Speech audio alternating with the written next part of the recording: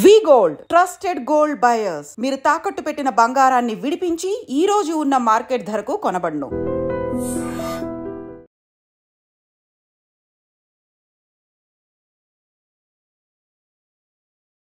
ఈ వారం మన guest one of the best IPS officer, పేరు Purnachandra garu, retired IPS DG ACB Telangana.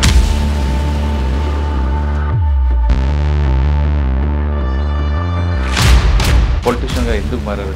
ఇప్పుడున్న పాలిటిక్స్ వ్యాపారం అయింది. అలాగే పర్టికులర్ రాజకీయ నాయకుడు డబ్బులు తిన్న విషయాన్ని కూడా ప్రశ్నించాలి. ఇక్కడ ప్రాబ్లం ఏంటంటే రాజకీయ నాయకులు వాళ్ళకి తెలిసి ఉండొచ్చు ఈ విషయాన్ని. డబ్బులు తీసుకుని ఓటు వేయడం కూడా తప్పనరా? పై స్థాయి అధికారులు కరప్ట్ అయినప్పుడు మీరు ఏమంటారు? ఇప్పుడున్న పరిస్థితుల్లో చర్చలు అవసరమా? రెండోది, 2005లో చర్చలు ఫెయిల్ అవ్వడానికి కారణం. చర్చలు పెట్టాలని 2005 ఎందుకు వచ్చింది? ఎక్కడో అజ్ఞాతులను అందరూ కూడా నల్లమల రావడం, వాళ్ళందరూ కలిసి ఒక ఐపీఎస్ ఆఫీసర్ తీసుకురావడం, ఒక పెద్ద ప్రక్రియ జరిగింది. చంద్రబాబు ప్రభుత్వం నక్సల్స్ మీద విపరీతమైనటువంటి మరి అణిచివేత గురి చేసింది. మేమేమో కాంగ్రెస్ పార్టీ అట్లా కాదు సార్. అప్పుడు మీరు ఇంటెలిజెన్స్ ఉన్నారు, చర్చలప్పుడు మీకు ముందే ఇన్ఫర్మేషన్ వచ్చి ఉంటుంది. ఆ రోజు ఏం జరిగిందండి? నల్లమల ఏరియాలో నక్సలైట్లు రామకృష్ణ అనుకుంటా వచ్చింది. ఇంకా 3 రోజులు చర్చల తర్వాత ఎందుకు ఉండేవి ఫెయిల్ అయ్యాయి? ఏదో ఇన్సిడెంట్ అయినట్టు గుర్తున్నారు. మావోయిస్ట్ పార్టీతో మెర్జ్ అయితే ఏ విధంగా ఉంటుంది ఇంపాక్ట్? ఒకవేళ పీపుల్స్ వారికి ఉంటే ఎలాగ ఉంటుంది? పేరు మార్చినంత మాత్రాన ప్రస్తుత పరిస్థితిలో ఛత్తీస్గఢ్లో చర్చలు అవసరం అంటారా, లేదు వద్దంటారా? ప్రజల్లో ఈ రోజున చర్చలు చేసి వీళ్ళు తుపాకులు వదిలేస్తారా?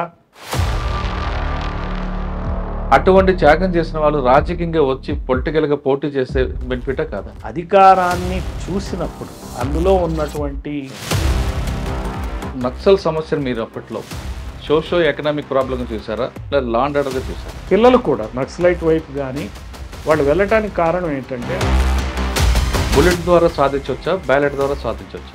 బుల్లెట్ ద్వారా సాధిస్తే పాకిస్తాన్ పరిస్థితి ఇప్పుడు ఏమైంది చెప్పండి.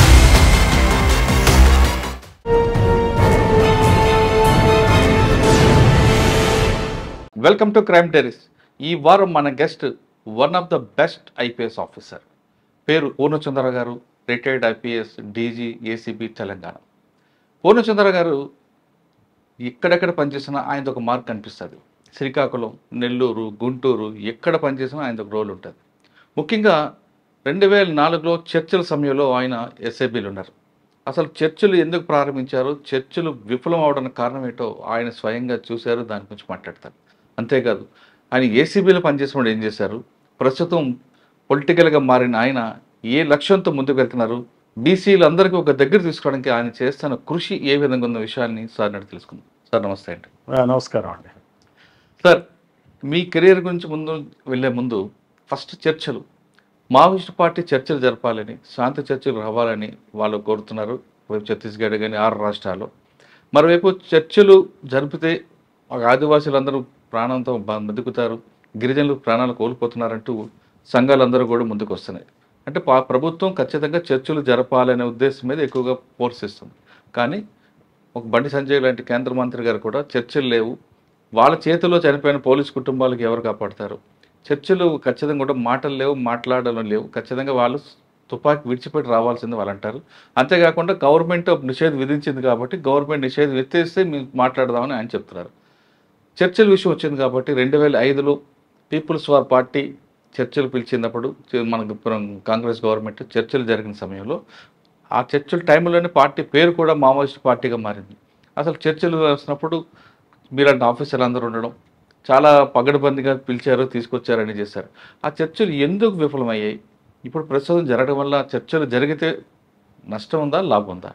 ఈ 2 ప్రశ్నలు సమాధానం చెప్పే ముందు పూర్ణచంద్ర గారు, పోలీస్ ఆఫీసర్గా మీ జర్నీ, పొలిటీషియన్గా ఎందుకు మారారో చెప్పండి. 2021లో రిటైర్ అయ్యాను. ఒక 1 ఇయర్ ఖాళీగా ఉన్నా. 1 ఇయర్ ప్రైవేట్ సెక్టర్లో పనిచేశాను. మంచి జీతమే వచ్చింది. సో నాకు 2 పిల్లలు ఉన్నారు. వాళ్ళ సంబంధించిన పెళ్ళి కానీ ఇంకా ఇతర నాకేవైతే రెస్పాన్సిబిలిటీస్ అవన్నీ తీరిన నేపథ్యంలో నేను అనుకున్నది ఏంటంటే సమాజానికి ఎంతో కొంత చెయ్యాలి అనేటువంటి ధోరణితో పే బ్యాక్ టు సొసైటీ అని చెప్పి నేను ఆ దృష్టితో రాజకీయాల్లోకి రావాలనుకున్నా. మరి ఏ ఇతర సేవా రంగంలో అయినా సరే లిమిటేషన్స్ ఉంటాయి. ఒక ఎన్జిఓ పెట్టాలంటే మరి ఎన్జిఓకి ఫండ్స్ ప్రాబ్లం ఉంటుంది, మళ్ళీ కలవాల్సి ఉంటుంది, కలెక్ట్ చేయాల్సి ఉంటుంది, ఇవ్వాల్సి ఉంటుంది. అందులో ఎంత చేసినప్పటికి కూడా మనం చాలదు, డబ్బు చాలదు, నీడ్స్ ఎక్కువ ఉంటాయి. తర్వాత lot of checks and balances, audits, responsibility, తర్వాత డబ్బులు ఇచ్చిన వాళ్ళకు కూడా మనం చెప్పుకోవాల్సి వస్తుంది. సో లిమిటెడ్గానే మనం దాన్ని చేస్తాం. అట్లా కాకుండా గవర్నమెంట్లో కనుక ఉండగలిగితే, రాజకీయంగా పొలిటికల్గా కనుక రాగలిగితే ఖచ్చితంగా విస్తృతంగా ప్రజలకి సేవ చేసేటువంటి అవకాశం ఉంటుంది. సో పాలిటిక్స్ అనేదే ఒక మార్గం ప్రజలకి సేవ చేయడానికి. ఇప్పుడున్న పాలిటిక్స్ వ్యాపారం అయింది. ఈ రాజకీయ నాయకులు అందరూ కూడా ప్రతి వాళ్ళు కెరీరిస్టులు అయిపోయారు. వాళ్ళు ఏంటంటే నేను సీఎం ఎట్లా అవ్వాలా, ఒకసారి సీఎం అయినాక రెండోసారి ఎట్లా అవ్వాలా, మూడోసారి ఎట్లా అవ్వాలా, నాలుగోసారి ఎట్లా అవ్వాలా, నా కొడుకు ఎట్లా సీఎం కావాలా, నా మనవడు ఎట్లా సీఎం కావాలా అనే ధోరణి తప్పిస్తే ప్రజలకి ఎలా చేద్దాం, సేవ చేద్దాం, పరిస్థితులను ఎలా మెరుగుపరుస్తాం అనేది ధోరణి లేదు. ఏ ఫ్లాగ్షిప్ ప్రోగ్రామ్స్ కొన్ని పెట్టుకుని నేను ఆ డ్యామ్ కట్టా, నేను ఈ నగరాన్ని నిర్మించా, నేను ఏదో ప్రోగ్రాం చేశా అని చెప్పి ప్రజలకు మార్కెటింగ్ చేసుకుంటూ ప్రజల్ని మభ్యపెడుతూ ప్రజలు పేదరికంలో మగ్గుతూ ఉంటే వీళ్ళు మాత్రం విలాసవంతమైన జీవితం, హెలికాప్టర్లో తిరగటం, 4-5 ఎకరాల్లో ఇళ్ళు కట్టుకోవటం, పెద్ద పెద్ద భవనం ఉన్న సెక్రటేరియట్లను పడగొట్టి అర్ధరాత్రికి ఉన్న సెక్రటేరియట్ని పడగొట్టి అవసరం లేకపోయినా కొత్త సెక్రటేరియట్ కొట్టడం, నేను ఒక పెద్ద నాయకుడిని, గొప్ప నాయకుడిని అని చెప్పుకోవటం కోసం ప్రజలు పనిచేయటం అనేది చూసి నాకు అనిపించింది, మనం ఖచ్చితంగా ఈ విషయాలు ప్రజలకు చెప్పాలి. ఈ నాయకులు ఈ రోజున రాజకీయ నాయకులే ప్రజలకు సమస్యగా తయారయ్యారు. ప్రజలకు సమస్యలను పరిష్కరించడానికి మనకు ఒక గవర్నమెంట్ కావాలి. ఆ గవర్నమెంట్ ప్రజల సమస్యలను పరిష్కరించాలి. తీరా చూస్తే ఏమైపోయిందంటే ఈ రాజకీయ నాయకులే సమస్యగా తయారయ్యారు. అసలు వీళ్ళు వదిలించుకోవటమే ప్రతి 5 సంవత్సరాలకు ఒకసారి ఈ రాజకీయ నాయకుడిని, ఈ సీఎంని ఎట్లా వదిలించుకోవాలా, ఈ పిఎంని ఎట్లా వదిలించుకోవాలా, ఈ ఎంపీని ఎట్లా వదిలించుకోవాలా, ఈ ఎమ్మెల్యేని ఎట్లా వదిలించుకోవాలా అని చెప్పి ప్రతి 5 సంవత్సరాలకు ఒకసారి ప్రజలు ఆలోచించి వాళ్ళని దించటం. మరి ఎవరో ఒక ఆయన్ని తప్పని పరిస్థితుల్లో ఒక ఆయన చీఫ్ మినిస్టర్ కావటం, ఆయన మళ్ళీ రెడ్డొచ్చే మొదలాడే అన్నట్టు యథావిధిగా అసలు సీఎం గాంగానే ఎక్కడి నుంచో దిగి వచ్చినట్టు, నిజంగా అన్నీ తెలిసినట్టు మరి అధికారులను చులకనగా చూడటం, చికాగ్గా కొత్త ఏవో ఐడియాలతో రావటం, నేను అంత ఇన్వెస్ట్మెంట్లు తెచ్చా, ఇంత ఇన్వెస్ట్మెంట్లు తెచ్చా అని చెప్పి ప్రచారాలు చేసుకోవటం, వాళ్ళకి సొంత దినపత్రికల్లో, ఛానల్స్లో ప్రజల్ని ప్రచారం చేసి ఊదరగొట్టడం. తర్వాత ఇంకో కార్యక్రమం ఏంటంటే ఈ రాజకీయ నాయకులు 2 గ్రూపులుగా తయారయ్యి ఒక గ్రూప్ మీద ఇంకో గ్రూపు చాలా విచ్చలవిడిగా, అశ్లీలంగా, చికాగ్గా సోషల్ మీడియాలో పోస్టులు పెట్టుకోవటం, జనాల్ని గ్రూపులుగా తయారు చేయటం, ప్రజలు కూడా వాళ్ళకి ధోరణికి ఇది అయిపోయి మావాడు ఇట్లా మీవాడు అట్లా అని చెప్పే ధోరణిలో ప్రజల్లో కూడా గ్రూపులుగా తయారవటం.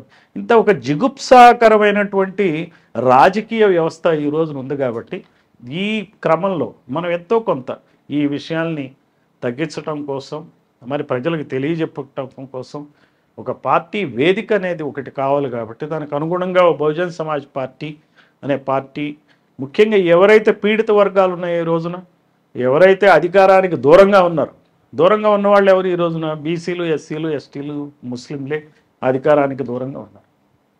అటు ఆంధ్రప్రదేశ్లో కానీ ఇటు తెలంగాణలో కానీ అక్కడ 2 కులాలు రాజ్యం వెళ్తున్నాయి, కమ్మారెడ్డి కులాలు. ఇక్కడికి వచ్చేటప్పటికి వెలమ కులం. వీళ్ళు మైనారిటీలు. యాక్చువల్లీ వీళ్ళ పాపులేషన్ చాలా తక్కువ. ఈ రోజున కమ్మ ప్రభుత్వం ఆంధ్రప్రదేశ్లో ఉందంటే కమ్మ పాపులేషన్ 3.31%. మొన్నటిదాకా రెడ్ల ప్రభుత్వం ఉందంటే వాళ్ళ పాపులేషన్ 4.82% ఉంది. అలానే ఇక్కడ వెలమాస్ 10 సంవత్సరాలు అధికారంలో ఉన్నారంటే వాళ్ళ పాపులేషన్ లక్ష మాత్రమే. లక్ష మంది. ఈ 1,00,000 మందికి తెలంగాణ అసెంబ్లీలో 13 మంది ఎమ్మెల్యేలు ఉన్నారు. ఇదే తెలంగాణలో 26 లక్షల ముదిరాజులు ఉంటే ఎవరో ఒక్క ఎమ్మెల్యే ఉన్నారు. 300 కాపులు ఎన్నో లక్షల మంది ఉంటే 3 ఎమ్మెల్యేలు ఉన్నారు. అలానే ఆంధ్రప్రదేశ్కి వచ్చేటప్పటికి షేకులు అనే కమ్యూనిటీ, బీసీ షేకులు 26 లక్షలు ఉంటే ఒక్కళ్ళు కూడా ఎమ్మెల్యే లేరు. అదే మీకు యాదవులు ఉన్నారు, దాదాపుగా 24 లక్షల మంది ఉన్నారు. వాళ్ళకు ఉన్న ఎమ్మెల్యేలు 2-3 తప్పితే లేరు. ఇట్లా మీకు రాజకీయ అసమానతలు కుల పరంగా జరుగుతూ ఉన్నాయి. కాబట్టి ఈ కులాల వాళ్ళకి, బీసీ ఎస్సీ ఎస్టీ మైనారిటీ కులాల వాళ్ళకి రాజకీయ అధికారం దూరంగా ఉంది. కాబట్టి బహుజన సిద్ధాంతం ఏంటంటే ఈ కులాలు, చిన్న కులాలు ఏవైతే ఉన్నాయో ఇవి మెజారిటీ నంబర్స్ ఉన్న కులాలు. కాబట్టి ఈ కులాలకి కనుక అధికారం రాందే ఈ జిగుప్సాకరమైన రాజకీయ వాతావరణం సెటరేట్ కాదు అని చెప్పి నా ఉద్దేశంతో నేను ఇటువంటి పార్టీలు చేస్తాను. సార్, సాధారణంగా బ్యూరోక్రాట్స్ అందరూ కూడా పొలిటీషియన్గా మారుతుంటారు రిటైర్ అయిన తర్వాత.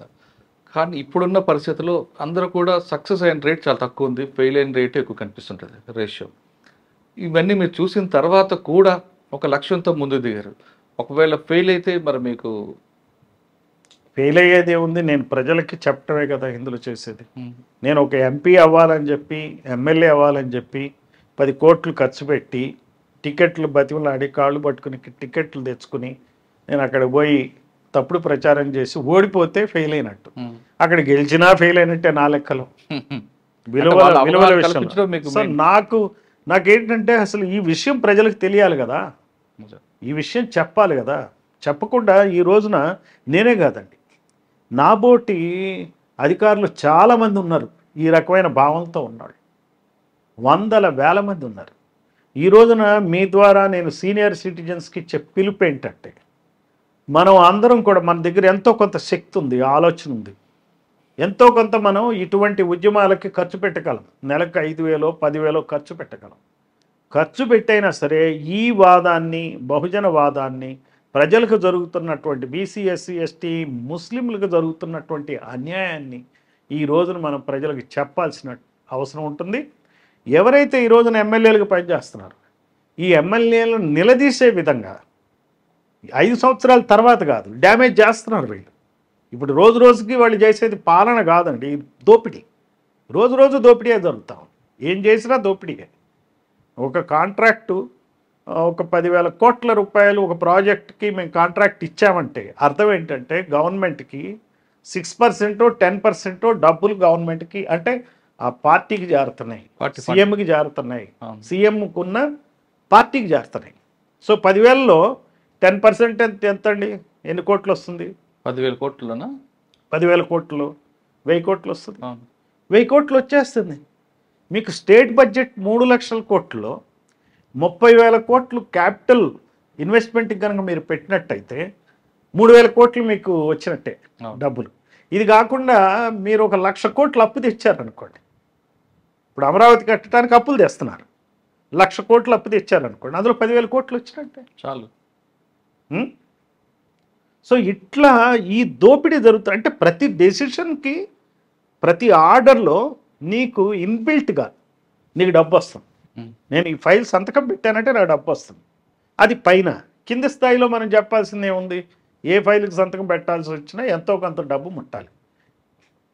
ఈ వేరే రకాలైనటువంటి గవర్నమెంట్ ఉత్తర్వులు చాలామందికి కావాలి ప్రజలకి. ఏది డబ్బు పరంగా కాకుండా ఏదో ఒక లోను శాంక్షను, లేకపోతే ఒక క్యాష్ సర్టిఫికేటో, లేకపోతే ఏదో ఒక ఆర్డర్ ఇచ్చిన ప్రతి ట్రాన్స్ఫర్ ఆర్డరు, ఉద్యోగస్తుడికో ప్రమోషన్ ఆర్డరు, అక్కడ కూడా డబ్బులు తీసుకునే వ్యవస్థ ఈ రోజున నెలకొని ఉంది. సార్, ఆ వ్యవస్థ నెలకొల్పడానికి, ఈ విధంగా తయారవడానికి ప్రజలు కూడా కరప్షన్ ఇన్బిల్ట్ చేసుకున్నారు. వాళ్ళకి ఏదో బాగా దెబ్బ తగిలితే తప్ప కరప్షన్ అంది, మీరు ఏసీబీలు పనిచేస్తారు కాబట్టి ఫిష్ కరప్షన్, గోట్ కరప్షన్ ఏ విధంగా మనం చూస్తాం, ఫిష్ కరప్షన్ ఎలాగ ఇగ్నోర్ చేస్తారు. ప్రజలు కూడా చిన్న చిన్న విషయాల్ని, పర్టికులర్ రాజకీయ నాయకుడు డబ్బులు తిన్న విషయాన్ని కూడా ప్రశ్నించాలి, మీరు అన్నట్లుగా గట్టిగా అడగాలనే ఆలోచన మర్చిపోయారండి. అదొక మెయిన్ రీజన్. ఇది చెప్పాలి ప్రజలకి. ఫస్ట్ ఆఫ్ ఆల్ మనం ఇన్సెన్సిటివ్గా ఉండొద్దు, దాన్ని గుర్తించినట్టు కూడా గుర్తించాలి. ఇంకొకటి జరుగుతుంది, మీరు ఈ ఎలక్షన్లో ప్రతిసారి ఒక పార్టీ గెలవట్లే, ఒక పార్టీ ఓడిపోతుంది, ఉన్న పార్టీ ఓడిపోతుంది. అది జరుగుతుంది ఇక్కడ. ఇప్పుడు జగన్మోహన్ రెడ్డి మొన్న ఓడిపోయాడు, చంద్రబాబు నాయుడు గెలవటం కాదు అక్కడ జరిగింది. కాన్సిక్వెన్షియల్గా చంద్రబాబు గెలిచాడు. అంతకుముందు కూడా చంద్రబాబును ఓడించారు, జగన్ గెలవలే. ఇక్కడ ప్రాబ్లం ఏంటంటే రాజకీయ నాయకులు వాళ్ళకి తెలిసి ఉండొచ్చు ఈ విషయాన్ని, ఎవరే మనం గెలవలేదని తెలిసి ఉండొచ్చు, మనం బయటకు మాత్రం మేమే గెలిచామని చెప్పుకోవచ్చు. వీళ్ళు ఏం చేస్తారంటే ఎప్పుడు కూడా ఈరోజు గెలవటం అనేది వాళ్ళకి ముఖ్యం. వాళ్ళు నిజంగా చెప్పాలంటే ఒక రాజకీయ జోదాన్ని ఆడతారు. ఇప్పుడు ప్యాకెట్లో స్టేక్స్ ఉంటాయి కదండి, అవునండి. ఒక 4-5 వేల కోట్లు ఖర్చు పెట్టి రాజకీయంలో ఎలక్షన్స్కి పోతారు. వీళ్ళు సమీకరిస్తారుగా డబ్బులు, మీకు తెలిసిందేగా. అవును. ఎమ్మెల్యే సమీకరించుకుంటాడు, ఎంపీ తర్వాత ఆ ఏరియా ప్రాంత నాయకుడు కూడా ఒక సీనియర్ ఉంటాడు, అతను సమీకరిస్తాడు, సీఎం అభ్యర్థి కూడా సమీకరిస్తాడు. దాదాపు వీళ్ళందరూ కలిపి 4-5 వేల కోట్ల రూపాయలు సమీకరించి ప్రజలకి పంచి వాళ్ళు they wait for the results of the election. ఓడిపోయిన సీఎం అభ్యర్థి, గెలిచిన సీఎం అభ్యర్థి ఇద్దరు కూడా డబ్బులు ఖర్చు పెడతారు. అవును. ఇద్దరు ప్యాకెట్ ఆడినప్పుడు ఇద్దరు వేస్తారు కదండి స్టేక్స్. ఒకడు గెలుస్తాడు, ఒకడు ఓడిపోతాడు. గెలిచిన వాడికి తెలుసు మనం ఇన్ని చేసాం, ఏదో పనులని చేసే గెలిచాం, ఇందులో ప్రజలు కూడా డబ్బులు ఇవ్వందే ఓట్లు వేయట్లేదు, రోజు రోజుకి రేట్లు పెంచాం, మనం కూడా పెంచాం, అది తెలుసు. అది ఎక్కువ తీసుకుంటున్నారని అనడం. మొన్న నేను డబ్బు మొదటి ఎలక్షన్లో ఏదో 500తో పోయింది, తర్వాత 1000 అయింది, తర్వాత 2000 అయింది, మనం పెంచుతున్నాం, రోజు రోజుకి ఆక్షన్ పెంచినట్టు పెంచుకుంటూ పోతున్నాం, గెలుస్తున్నాం అనే ధోరణితో సీఎంలు ఉండి వీళ్ళు ఏం చేస్తున్నారంటే పాలనలో రాగానే ఎలా ఈ డబ్బులు సంపాదించుకోవాలని. అది న్యాచురల్ కదా సార్. డబ్బులు తీసుకుని ఓటు వేయడం కూడా తప్పనరా? ఇక్కడ ఒక విషయం చెప్పాలి, మీరు చాలా పోలీసింగ్ కానీ జిల్లా అడ్మినిస్ట్రేషన్ కానీ చూశారు. మీరు చూసినప్పుడు క్రింది స్థాయి అధికారులు కరప్ట్ అవుతాం తెలుసు మీకు, పై స్థాయి అధికారులు కరప్ట్ అయినప్పుడు మీరు ఏమంటారు? ఇతనే ఇంత కరప్ట్ అయితే ఇక కింద వాళ్ళని ఏం పట్టుకుంటాం అంటారా? నేచురల్గా. అంటే మీరు ఇక్కడ కరప్ట్ ఎవరు కాకూడదని కోరుకుంటున్నారు? పై స్థాయి అధికారులు కాకూడదు. ఒక కలెక్టర్ కానీ ఒక ఎస్పీ కానీ ఆనెస్ట్ ఉండాలని మీరు కోరుతున్నారు. కింద వాళ్ళని మీరు ఎక్స్పెక్ట్ చేయట్లే, కానీ పైన వాళ్ళు ఆనెస్ట్ ఉన్నప్పుడు కింద వాళ్ళు ఖచ్చితంగా మెరుగ్గా ఉంటారు, అది మీకు తెలుసు. అవును. స్ట్రాంగ్ ఉన్నాడంటే కింద వరకు కానిస్టేబుల్. అలాగే ఇక్కడ యూనిట్ ఆఫీసర్ ఎవరు? రాజకీయాల్లో పొలిటికల్ గా ఎవరు? చీఫ్ మినిస్టర్ ఆనెస్ట్ గా ఉన్నాడా? ఉండడు. మరి అతను నాయకుడే కదా ఆనెస్ట్ గా ఉండాలి. కానీ ఆయన ఆ పోస్ట్ రావాలంటే కింద ఖర్చు పెట్టుకొని రావాలి కదా. నాయకుడు ఆనెస్ట్ గా ఉండాలి, ఒక ఎమ్మెల్యే ఆనెస్ట్ గా ఉండాలి. వాళ్ళు ఆనెస్ట్ గా ఉండకుండా వాళ్ళు ఆక్షన్ వేసినట్టు డబ్బులు పంచి గెలవాలని బై హుక్కర్ క్రుక్ అనుకుంటూ వాటర్ ఆనెస్ట్ గా ఉండాలంటే కరెక్టే. నెపం ఎవరి మీద పెడుతున్నావు మీరు? అది తప్పు కదా. తప్పు వాళ్ళని ఆ స్టేజ్కి రావాలంటే ఏం డబ్బులు ఖర్చు పెట్టకుండా గెలిచుంటే వాళ్ళు కూడా అదే విధంగా అడగచ్చు. వాళ్ళు ఆ స్టేజ్కి రావాలంటే డబ్బుల మీద రావాలి కదా వాళ్ళు. నేను అనేది ఇక్కడ ఏం చెప్తున్నా అంటే డబ్బులు తీసుకునే వాటర్ని తప్పు పట్టొద్దు అంటున్నా. ఇచ్చేవాడి తప్పు, ఈ ఇచ్చేటువంటి పార్టీ ఆ నాయకుడి తప్పు, అతని తప్పు. బేసికల్గా తండ్రి తప్పు, పిల్లలది కాదు. అంటే అలవాటు చేయకూడదు మనం. ఇతనే తప్పు, అలవాటు చేశాడు ఇతను. అవును. ఇప్పుడు అలవాటు చేశారు కాబట్టి అలవాటు మానిపించాలంటే ఏం చేయాలి మరి?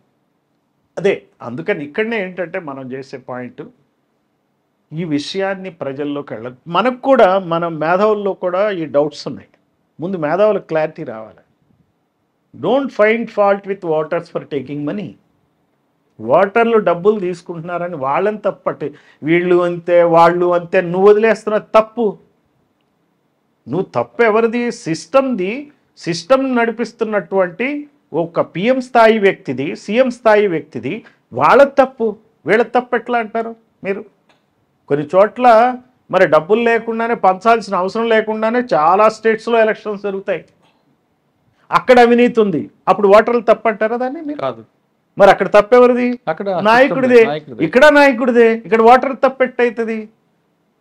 గతి లేనివాడు, పేదవాడు డబ్బులు తీసుకున్న వాడిని పట్టుకుని తప్పు పెడుతున్నావు. నువ్వేమో 100 కోట్లు సంపాదించుకుని ఆస్తిపరుడు అయ్యి నువ్వు బ్రహ్మాండంగా బతుకుతూ నువ్వు డబ్బులు పంచి వాడు తీసుకున్నాడని తప్పు పడుతున్నావు. నువ్వు ఇవ్వటం తప్పు కదా. మన ఏసీపీ లాగా కరప్ట్ మనం ఇచ్చినోడు తప్పే కదా. ఏసీబీలో అయితే ఏసీబీలో బలహీనుడు ఎవరు? ఎవరైతే డబ్బులు తీసుకున్న ఏసీబీ లెక్క ప్రకారం ఒక ఎంప్లాయీ, ఒక పనికి కావాల్సిన ఫిర్యాదుదారుడు వస్తాడు. అతనికి ఏదో శాంక్షన్ చేయాలా, ఏదో వస్తాడు, వచ్చిన కాంట్రాక్టర్ వస్తాడు, అతనికి శాంక్షన్ చేయాలి. శాంక్షన్ చేయాల్సింది అధికారి. అధికారి డబ్బులు అడుగుతాడు, ఇతను చచ్చినట్టు ఇస్తాడు. అప్పుడు ఇచ్చిన వాడికి తప్ప, పుచ్చుకున్న వాడికి తప్ప? ఇచ్చినోడే తప్పు. ఎందుకు తప్ప అవుతుంది? వీడు అట్లా కాదండి, అధికారి తప్పు కదా. నువ్వు అధికారి ఎందుకు నేను ఇవ్వను అంటే ఏం చేయలేడు కదా ఆయన. ఇవ్వనంటే ఏం చేయలేదు, పక్కన పెడతాం. ఏం చేయగలడు ఏం చేయలేడు అది చెప్తాం. ఇక్కడ తప్పెవరిది? ఇద్దరు అడిగిన వాడిదే తప్పు. నీకు జీతం ఇచ్చి, 1000 రూపాయలు జీతం ఇచ్చి, ఒక హోదానిచ్చి, ఎంతమంది ఉన్నారండి రోడ్డు మీద? ఇప్పుడు చాలామంది అలా రోడ్డు మీద అనామకంగా బతుకుతుంటే నువ్వు అధికారి అయి ఉండి నువ్వు లంచం పుచ్చుకోవడం ఏంటి? ఇక్కడ అధికారి, సో ఇక్కడ అధికారి తప్పు, ఇచ్చేవాడు వాడు బాధితుడు. కానీ కొంతమంది బాధితులే ఆఫర్ ఇస్తుంటారు పని తొందరగా కావాలి. కొంతమంది కాదు, ఓవరాల్ గా మనం మాట్లాడదాం. అది కొంతమంది అలవాటు చేస్తారు. అప్పుడు వీటి తప్పు అవుతుంది కదా.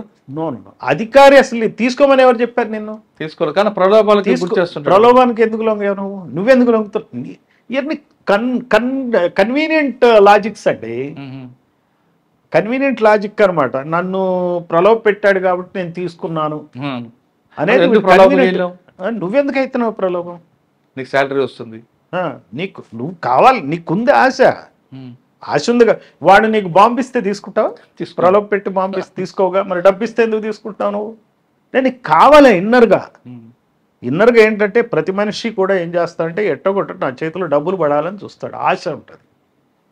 నువ్వేం చేస్తున్నావు అంటే నువ్వు ఒక అధికారిగా రేట్లు ఫిక్స్ చేస్తున్నావు. ఇప్పుడు ఇంతకుముందు గుడ్ విల్తో పోయేదానికి ఇప్పుడు రేట్ ఫిక్స్ చేశారు.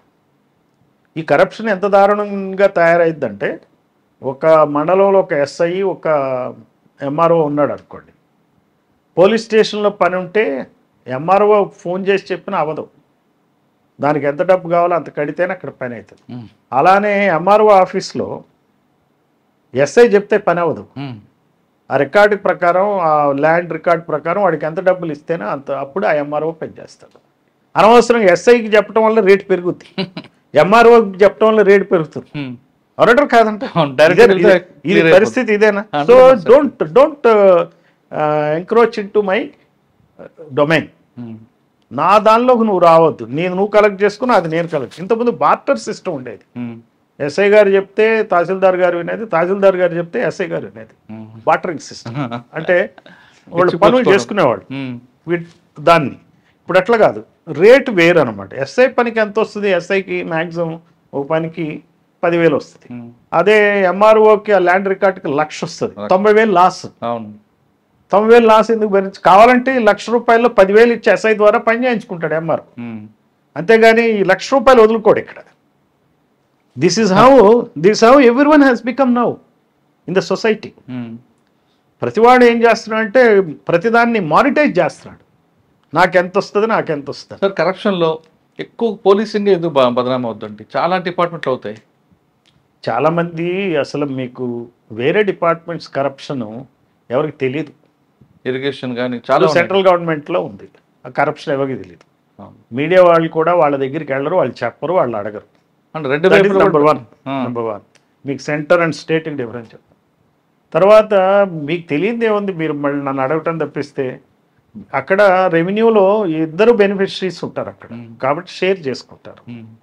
ఇక్కడ ఏంటంటే పోలీసులోకి వచ్చేటప్పటికి ఒక విక్టిమ్ ఉంటాడు, ఒక అక్యూజ్డ్ ఉంటాడు. కాబట్టి అక్కడ కరప్షన్ జరిగినప్పుడు ఖచ్చితంగా ఒక విక్టిమ్ నుంచి తీసుకుంటే ఒక రకంగా ఉంటుంది, అసలే మూలిగే నక్క మీద తాటిపండు పడినట్టు. అలాగా అక్యూజ్డ్ని తీసుకుంటే ఇప్పుడు పాపం అనమాట. పాపం, వాడు తప్పు చేసిన వాడిని, కొట్టిన వాడిని దగ్గర నువ్వు డబ్బులు తీసుకుంటే అక్యూజ్డ్ దగ్గర అది పాపం. అందుకనే 30 years బ్యాక్ పోలీస్ ఆఫీసర్స్ కూడా అక్యూజ్డ్ దగ్గర దే నెవర్ టుక్ మనీ. నాకు పోలీస్ ఆఫీసర్ చెప్పాడు, ఒక ఆయన ట్రైన్ చేసిన, people should not take money from the accused. అదేంటన్నా నేను తప్పు కదా, వాడు దొంగ వెధవ కదా, లేకపోతే మర్డర్ చేశాడు కదా. మనకి తెలియకుండా ఎప్పుడైతే ఒక వ్యక్తి నుంచి ఒక ఫేవర్ తీసుకుంటామో మనకు తెలియకుండానే సబ్కాన్షియస్లో మనం కేసుకి అన్యాయం చేస్తాం అని చెప్పాడు. So never do that. That was the principle they followed 30-40 years back in police. Now that's what I'm saying, that they followed which is not being followed అని అంటున్నాను.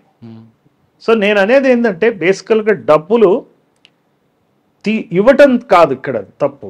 హూ ఈజ్ సుపీరియర్, ఇచ్చేవాడా తీసుకునేవాడా? తీసుకునేవాడు సుపీరియర్. అవును. Superior తప్పు. అలాగే ఒక MLA అభ్యర్థి డబ్బులు ఇస్తున్నాడు, వాటర్ తీసుకున్నాడు, ఎవడి తప్పు? ఇచ్చేవాడి తప్పు. చివరి ఇక్కడ సుపీరియర్ ఎవరు? ఎమ్మెల్యే. ఎమ్మెల్యే. అక్కడ కాంట్రాక్టర్ ఎవరు?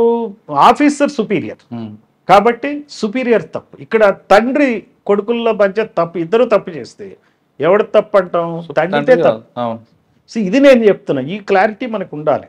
అంతేగాని వాటర్లు డబ్బు తీసేసుకుంటున్నారు కాబట్టి మేము పంచాల్సి వస్తుంది. నిన్ను ఎవడవ్వమన్నాడు? ఎమ్మెల్యే.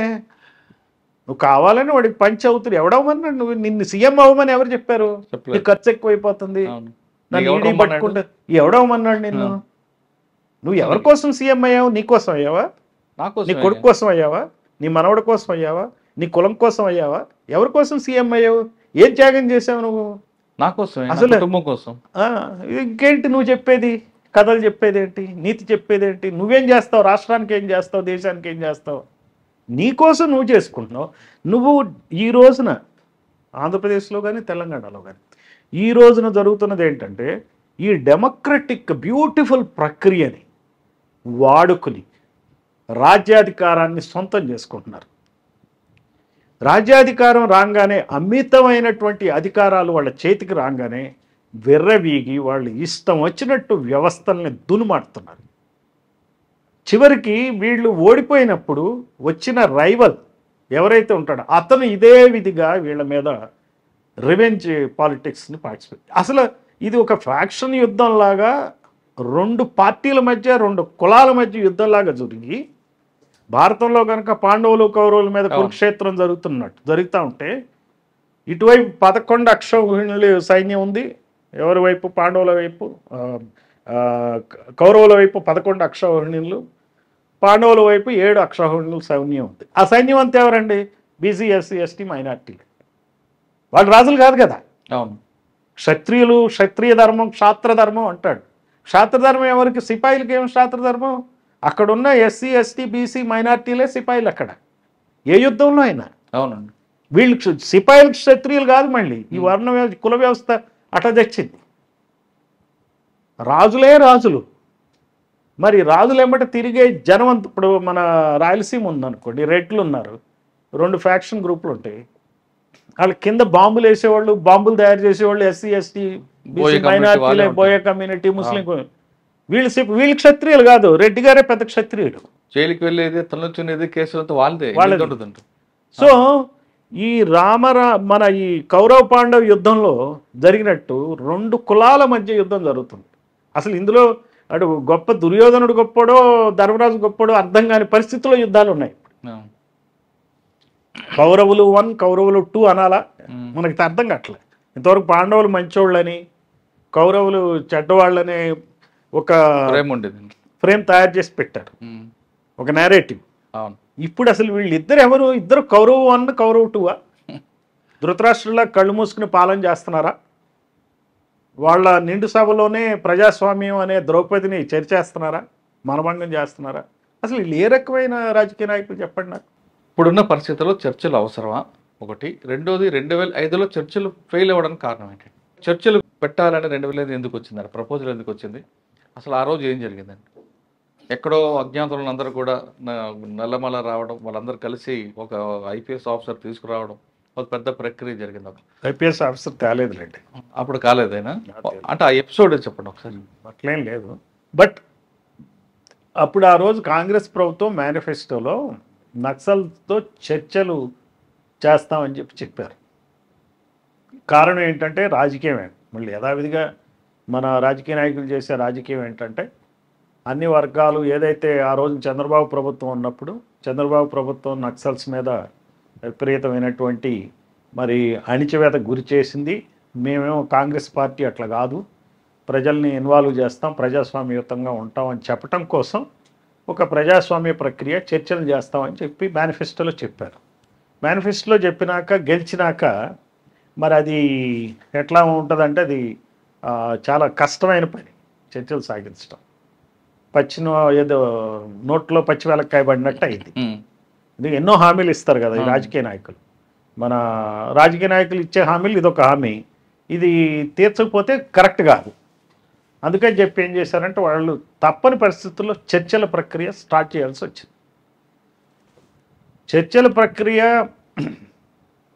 Is good. నా లెక్కలో it's a democratic process. Sir అప్పటికి మీరు గుంటూరు అన్ని పనిచేస్తారు కదా, ఇదంతా జరిగే పని అనుకున్నారా? వాళ్ళ మూమెంట్ వాళ్ళ యాక్షన్ అని చూసారు కదా. మాకు అంత ఎక్స్పెక్టేషన్ లేదు. మాకేంటంటే అనిపించింది, అసలు మీటింగ్ గ్రౌండ్ లేదు కదా. రెండు వర్గాలు చర్చలు కావాలంటే మీటింగ్ గ్రౌండ్ లేదు కాబట్టి చర్చలు పెద్దగా ఇట్ విల్ బి ఓన్లీ ప్రక్రియ. మరి ఇది ఎలా సక్సెస్ అవుద్ది అనేది మాకు కూడా అంత అంతుపట్టలే. అచ్చా, ఇప్పుడు ఎజెండా ఏంటండి? ముందు చర్చలు వాళ్ళు ప్రామిస్ చేసినప్పుడు చర్చలు కండక్ట్ చేయాలి. అచ్చా, ఓకే. సో చర్చలు కండక్ట్ చేసినప్పుడు కొన్ని విధి విధానాలు రూపొందించుకున్నారు. ఆ విధి విధానాల ప్రకారం వాళ్ళు ఫాలో కావాలా. ఏది గ్రామాల్లో ఆయుధాలతో తిరగరాదు అనేది, ల్యాండ్ మైన్లు పెట్టకూడదు అనేది, మరి వాళ్ళను వాళ్ళు బలపరుచుకునేటువంటి కార్యక్రమాలు ఏమీ చేపట్టకుండా యథాతథ స్థితిని కొనసాగిస్తూ సీజ్ ఫైర్ లాగా. So they should come forward and. అప్పటికి నిషేధం ఉంది కదండి? నిషేధం ఉంది. అంటే నిషేధం సడలించారా లేదంటే వాళ్ళకి? ఇప్పుడు గవర్నమెంట్ వాళ్ళు ఒక డెసిషన్ తీసుకున్నప్పుడు దానికేం పెద్ద ఇబ్బంది ఏమి ఉండదు. Government it self when it takes a decision it's open democratic process కదండి. వాళ్ళేం తుపాకులతో రారు, మామూలుగా నిరాయుధంగానే వస్తారు. నేనేమంటానంటే చర్చ by it self is not wrong, talks by it self is not wrong. మనం చెయ్యాలి కూడా, చేయటం చాలా ఉన్నతమైన వ్యవహారం డెమోక్రటిక్ ప్రక్రియ. యాజ్ అ పోలీస్ ఆఫీసర్ వేరే రకంగా ఆలోచించవచ్చు, కానీ ఇక్కడ డెమోక్రసీ అనేది ఇంపార్టెంట్ అండి. మనకు అన్నిటికీ మించింది డెమోక్రసీ. అవును. ఆ ప్రజల యొక్క అభిప్రాయాలని పరిగణలోకి తీసుకుంటూ పాలన చేయాలి. సార్ అప్పుడు మీరు ఇంటెలిజెన్స్ ఉన్నారు, చర్చలప్పుడు మీకు ముందే ఇన్ఫర్మేషన్ వచ్చి ఉంటుంది. ఆ రోజు ఏం జరిగిందండి? అంటే ఎలాగ వచ్చారు వాళ్ళు? మీకు దాదాపు 2-3 రోజులు ఉన్నట్టున్నారు ఇక్కడ. మామూలుగానే వాళ్ళు ఇన్ఫార్మ్ చేశారు, పలానా చోట నుంచి వస్తామన్నారు. ఆ పలానా చోట వాళ్ళకి, నాకు సరిగ్గా ఏరియా గుర్తులేదు కానీ నల్లమల ఏరియా వాళ్ళకి కావాల్సిన వెహికల్స్ అవన్నీ పెట్టడం జరిగింది. వెహికల్స్లో వాళ్ళు వచ్చారు. మన మంజీరా గెస్ట్ హౌస్లో వాళ్ళు ఉన్నారు. ఉన్నాక మనం ఎంసీఆర్ మరిచెన్నారెడ్డిది ఉంది కదా, హెచ్ఆర్డి ఇన్స్టిట్యూట్లో, అక్కడ టాక్స్కి వెళ్ళారు. మన గవర్నమెంట్ టీం ఉంది. హోమ్ మినిస్టర్ ఆయన జానారెడ్డి గారు, ఆయన ఆధ్వర్యంలో వివిధ రకాలైన 7-8 మంది ఉన్నారు మన సభ్యులు, గవర్నమెంట్ అపాయింట్ చేసింది వాళ్ళు. తర్వాత ఇటువైపు నక్సలైట్లు రామకృష్ణ అనుకుంటా వచ్చింది, ఇంకా వాళ్ళ నంబర్ నాకు గుర్తులేదు కానీ వాళ్ళు వచ్చారు. వాళ్ళు సరే వేరియస్ పాయింట్స్ డిస్కస్ చేశారు. ఎజెండా కూడా ఏముంది, భూమి పంపిణీ ఒకటి ఉన్నట్టుంది. తర్వాత ఈ చుట్టుపక్కల ఉన్నటువంటి రామోజీ ఫిల్మ్ సిటీ ఆక్రమణ ఇవన్నీ కూడా ఏదో రద్దు చేయాలా ఏదో, నాకు క్లియర్గా I don't remember that agenda. వాటిని అన్నింటిని పట్టుకుని వాళ్ళు అడిగారు. దాని మీద చర్చలు సాగినాయి. చర్చలు సాగినాక తర్వాత ఇట్ డిడ్ నాట్ రీచ్ అని ఇది వాళ్ళకి బహుశా పబ్లిసిటీ బాగా రావాలని చెప్పి కోరుకున్నట్టున్నారు. వాళ్ళకి కావాల్సింది ఏంటంటే ప్రజల్లోకి వచ్చి we are a powerful agency, so ప్రభుత్వంతో సమౌజ్జిగా మేము మాట్లాడుతున్నాం అనేది రావడం ద్వారా ప్రజల్లో మంచి మైలేజీ వస్తుంది అనేటువంటి అభిప్రాయం ఏదో వాళ్ళకి వచ్చి ఉండాలి. వాళ్ళ క్యాలిక్యులేషన్ అది కావచ్చు. మనం బలం పెంచుకోవడానికి అవకాశం ఉంటుంది. చెన్నారెడ్డి టైంలో ఈ చర్చలు ఇలానే ఫ్రీ టైం ఇచ్చినప్పుడు వాళ్ళు బలోపేతం అయ్యారు. బహుశా ఆ రకంగా వాళ్ళు ఎక్స్పెక్ట్ చేసి ఉంటారు. నాకు సరిగ్గా ఐ డోంట్ రికలెక్ట్, కానీ మొత్తం మీద ఆ రకంగా వాళ్ళు చేసి ఉంటారు. చేసిన దాని మీద వాళ్ళకి ఫైనల్గా అదేమి క్లిక్ కాలే. గవర్నమెంట్ కూడా వాళ్ళు చేసేవి చెప్తారు కానీ ప్రతిదానికి నేను ఇది కరెక్ట్ కాదు తీసేస్తాం, అది కరెక్ట్గా తీసేస్తాం అని ఒప్పుకోవడానికి కూడా అంత ఈజీ కాదు అక్కడ. ఆ సమస్యలు అన్నిటి 3 రోజులు చర్చల తర్వాత ఎందుకండి అవి ఫెయిల్ అయ్యాయి? సో క్లోజ్ అయింది, అప్పుడు ఒక అంకల్ లాగా క్లోజ్ అయింది. క్లోజ్ అయినాక దెన్ ఐ థింక్ ఎక్కడన్నా ఏదైనా ఇన్సిడెంట్ అయినట్టుంది, ఏదో ఇన్సిడెంట్ అయినట్టు గుర్తు నాకు. ఐఎమ్ అనేబుల్ టు రికలెక్ట్, కానీ ఒక ఇన్సిడెంట్ అవడంతో వీళ్ళు ముగించి వెళ్ళినాకే అయినట్టుంది ఇన్సిడెంట్. ఉండంగేం కాలే, ఒక ఫేజ్ అయిపోయినట్టుంది.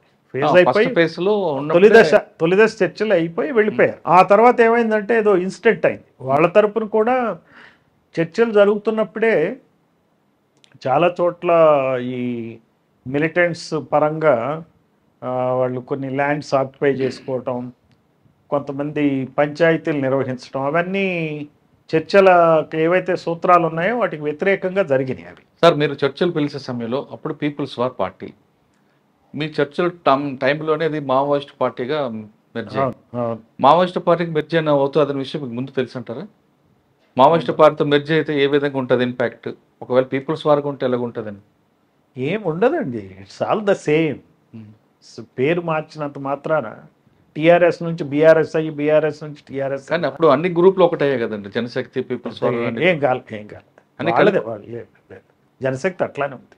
జనశక్తి నుంచి కూడా వచ్చారు కదండి, పెద్దగా ఏం లేదు, కూర రాజన్న గారు అమ్మరు కూడా వచ్చారు. చాలా తక్కువ, చాలా తక్కువ. కానీ వాళ్ళు అనుకున్నంత ఏం కాలేదు. అంటే పీపుల్స్ వార్ పేరు మారినా మేక్ మచ్ డిఫరెన్స్ యాక్చువల్లీ. వాళ్ళు అనుకుని ఉండుంటారు కానీ అంతే. వాళ్ళు పీపుల్స్ వార్ పదాన్ని నుంచి సిపిఎంఐఎల్ మావోయిస్ట్ అని దాన్ని ఒక ఇంటర్నేషనల్గా ఒక మంచి పేరు పెట్టుకుందాం అనుకున్నట్టుగా అనిపించింది నాకైతే. బ్రాండ్ కోసమే కానీ పెద్ద ఇదేం కాదు. అసలు చర్చలు పీరియడ్ అనేది పార్టీకి నష్టం జరిగిందా లాభం జరిగిందా? అదే విధంగా గవర్నమెంట్కి, ఐ మీన్ పోలీస్కి నష్టమా లాభమా? ప్రజలకి ముందు లాభమే జరిగింది. ఎందుకంటే ప్రజల్లో ప్రభుత్వం శాంతి కాముకత్వాన్ని ప్రదర్శించింది, ఫెయిర్ ఆపర్చునిటీ ఇచ్చింది. సో అనేది ప్రజల్లో ఉంది. So that way it gets benefited. వాళ్ళ దానిలో ఏమైందంటే, ఎప్పుడైనా సరే మనం గుట్టు విప్పనంత వరకే దాని ఇంపాక్ట్. గుట్టు విప్పినట్టు అయింది. గుట్టు విప్పేటప్పటికి ఏమవుతుందంటే, మీకు ఒక సినిమాలో ఒక హీరో ఉన్నాడు అనుకోండి, ఆ హీరోని నిజంగా మీరు బయటకు వచ్చేస్తే, అతనికి విగ్గు తీసేసి బయటకు వస్తే ఎలా అయితే ప్రజలు ఇబ్బంది పడతారో, అలా ఏమైందంటే గుట్టు రట్టయినట్టయి అది తగ్గింది, ఇంపాక్ట్ తగ్గింది పీపుల్స్ వార్కి. కానీ అదే టైంలో వాళ్ళు కూడా బలోపేతం అయ్యారని రిపోర్ట్స్ ఉన్నాయి కదండి. గ్రామాల్లో రావడం, విచ్చలవిడిగా మిలిటెంట్ వ్యవస్థను పెంచుకోవడం, కొత్త వాళ్ళని లోపల తీసుకువెళ్ళడం అనేది మీకు కొద్ది రోజుల్లోనే, కొద్ది సంవత్సరాల్లోనే చాలా దెబ్బతిందిగా. మీకు మరోవైపు పోలీసులు లేను కానీ తర్వాత ఐ వెంట్ టు సెక్రటేరియట్, అప్పుడు అడిషనల్ సెక్రటరీ హోమ్ గా వెళ్ళా. కానీ అదే తగ్గింది కదా. మరోవైపు పోలీసులు కూడా ఎవరైతే అజ్ఞాతంలో వాళ్ళందరూ కూడా ఐడెంటిఫై అయ్యారు, వాళ్ళ వేరోపోర్ట్స్ తెలిసాయి, వాళ్ళ మూవ్మెంట్ తెలిసింది, వాళ్ళ డంపులు తెలిసాయి. అంతే కదా. అదే విధంగా పార్టీకి నష్టం జరిగింది వాస్తవాన్ని. అంతే కదా. రెండు రకాలుగా కూడా. ఇప్పుడు ఎట్లా ఉంటుంది అంటేనండి, అందుకే నేనన్నా ఎక్స్పోజ్ అయిపోయారు. It is a very secret organisation, underground organisation. You came on ground, ఆటోమేటిక్గా ఇంపాక్ట్ వచ్చేస్తుంది కదా, మీకు బలహీనం అయిపోతారు. ఆ రకంగానే జరుగుతుంది. ఓపెన్ అప్ అయిపోతుంది. ఓపెన్ అప్ అయినప్పుడు కష్టం ఏ పార్టీ అయినా సర్వే అవటం. ఒకటండి, ఇండియన్ డెమోక్రసీలో మన ఇండియన్ సొసైటీలో ఏ సిస్టమ్ అయినా సరే బియాండ్ ఏ పాయింట్ సక్సెస్ అయ్యే అవకాశాలు చాలా తక్కువ. ముఖ్యంగా at the point of gun చేయాలంటే అది అయ్యేది కాదు. దాన్ని హోల్డ్ చేయటం, అంత నిర్బంధాన్ని పెట్టడం ప్రజల మీద అంత సాధ్యమయ్యే పని కాదు. నిర్బంధం ఎవరు పెడుతున్నారు? నిర్బంధం అంటే జనరల్గా మనం పోలీస్ ఫోర్సెసే నిర్బంధం పెడుతున్నాయి అంటాం. కానీ ఒక దళం కూడా గ్రామంలో నిర్బంధాన్ని పెడుతుంది. ఒక గ్రామంలో ఉన్న ఒక రౌడీ ఎలిమెంట్ కూడా, ఒక గూండా ఉన్నాడంటే వాడు కూడా ప్రజల్ని నిర్బంధానికి గురి చేస్తాడు. అట్లానే ఒక దళం కూడా, దళం ఉందనే ఫియర్ ఉంది చూడండి, అది ప్రజల్ని నిర్బంధానికి గురి చేస్తుంది. నిర్బంధాన్ని గురి చేసి ఎక్కువ కాలం ఏ వ్యక్తి పెరగలేడు. అలానే ఆర్గనైజేషన్ కూడా పెరిగేటువంటి అవకాశాలు లేవు. రెండోది, మన దగ్గర ఏంటంటే డెమోక్రటైజేషన్ ప్రాసెస్ జరుగుతుంది డిఫరెంట్ ఫార్మాట్స్లో. మనకు అప్పుడు సెల్ఫ్ హెల్ప్ గ్రూప్స్ వచ్చినాయి, చాలా డిఫరెంట్ సంఘాలు వచ్చేసినాయి, గ్రామాల్లో ఓపెన్ అప్ అవుతుంది. సో యూత్కి ఒక లీడర్షిప్ ఆపర్చునిటీ వచ్చింది. Whether it is going to benefit them or not, వాళ్ళకు ఉపయోగపడిందా లేదా అని వదిలేస్తే అటు పోవాల్సినోడు ఇటు వచ్చేసాడు. ఆ రకంగా ఏమైపోయిందంటే రిట్రీట్ అవ్వాల్సి వచ్చింది. మీరు సీక్రెట్గా పనిచేస్తే ప్రాబ్లం ఏంటంటే మీ ఆచూకీ తెలిస్తే మళ్ళీ మీరు అక్కడ ఉండలేరు. అందుకనే ఆ సీక్రెటివ్ ఫంక్షన్ని వాళ్ళే చెడగొట్టుకున్నారు. సో దానివల్ల దెబ్బతిన్నారు అని చెప్పొచ్చు. ఓకే సార్, ప్రస్తుత పరిస్థితిలో ఛత్తీస్గఢ్లో చర్చలు అవసరం అంటారా? లేదు వద్దంటారా? నేను ఇందాక చెప్పినట్టుగా ఇట్స్ ఏ డెమోక్రటిక్ ప్రాసెస్, ఎప్పుడైనా చేయొచ్చు. సో చేయటంలో తప్పేం లేదు. దీనిలో చేయటంలో ఎందుకు చేస్తున్నారు అనే దాని మీద వస్తుంది. మరి నిజంగా ప్రజలతో చర్చించి ఏం చేస్తున్నారు, ఏం చేయదలుచుకున్నారు, వాళ్ళు ఏం చెప్పదలుచుకున్నారు అనేది వస్తుంది. ప్రజల్లో ఈ రోజున చర్చలు చేసి వీళ్ళు తుపాకులు వదిలేస్తారా అనేటువంటి నమ్మే పరిస్థితులు ఎవరు లేరు. రెండోది, ఆల్రెడీ ఇక్కడ ఒక చర్చల ఎక్స్పీరియన్స్ ఉంది. అవును, ఆంధ్రప్రదేశ్లో చేసిన చర్చల ఎక్స్పీరియన్స్ ఉంది. దీన్ని దృష్టిలో పెట్టుకుంటే మరి వాళ్ళు ఏ దృష్టితో చర్చలకు వస్తున్నారు? ఆపరేషన్స్ని డిలే చేయడానికి వస్తున్నారా, వాళ్ళ యొక్క ఉనికిని కాపాడుకోవటానికి, ఇంకా మరిన్ని నష్టాలు జరగడానికి వస్తున్నారా, లేదంటే మేధావి వర్గాన్ని అపీస్ చేయటానికి, వాళ్ళని ఇంప్రెస్ చేయటానికి మేము చర్చలకు వస్తున్నామని చెప్తున్నారా అనేది కూడా మనం చూడాలి. అంటే ఇప్పుడున్న సమాచారం ప్రకారం ఆపరేషన్ కగారు జరుగుతుంది కాబట్టి ఆ ప్రజలను తట్టుకోవడానికి కొంచెం ఊపిరి పీల్చుకోవడానికి చర్చలను ముందుకు తీసుకొచ్చారన్నది ఒక వార్త. కావచ్చు. అది మనకి ఇప్పుడున్నటువంటి అధికారులకే వాటి గురించి అవగాహన ఎక్కువ ఉంటుంది. మాకు సమాచారం ఏమి ఉండదు కదా, నువ్వు ఏదో ఊహించి చెప్పడమే కానీ it doesn't help. Okay sir, చర్చల పేరు మీద రావడం కూడా వాళ్ళ ఆలోచన వ్యూహం కాదు అని చెప్తున్నా.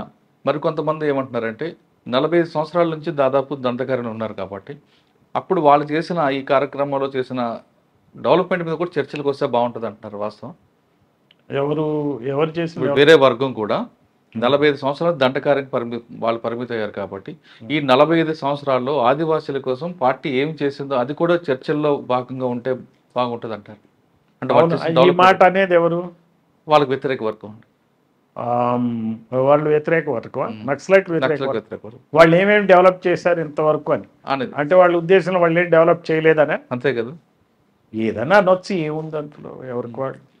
సార్ ఇప్పుడు మీరు పొలిటికల్గా చూస్తున్నారు, ఇందులో మనం లీగలైజ్ చేస్తే పార్టీ చాలామంది వాళ్ళు చేసిన త్యాగాలను ఎవరు మనం తక్కువ అంచనా వేయట్లేదు. అటువంటి త్యాగం చేసిన వాళ్ళు రాజకీయంగా వచ్చి పొలిటికల్గా పోటీ చేసే బెనిఫిటా కాదా? చెప్పలేము. ఎందుకంటే అంటే వీళ్ళలో కరప్షన్ ఉండదు, లావిష్ ఉండదు కాబట్టి అటువంటి వాళ్ళు రావడం మంచిది అంటారా ప్రజాస్వామ్యంలో?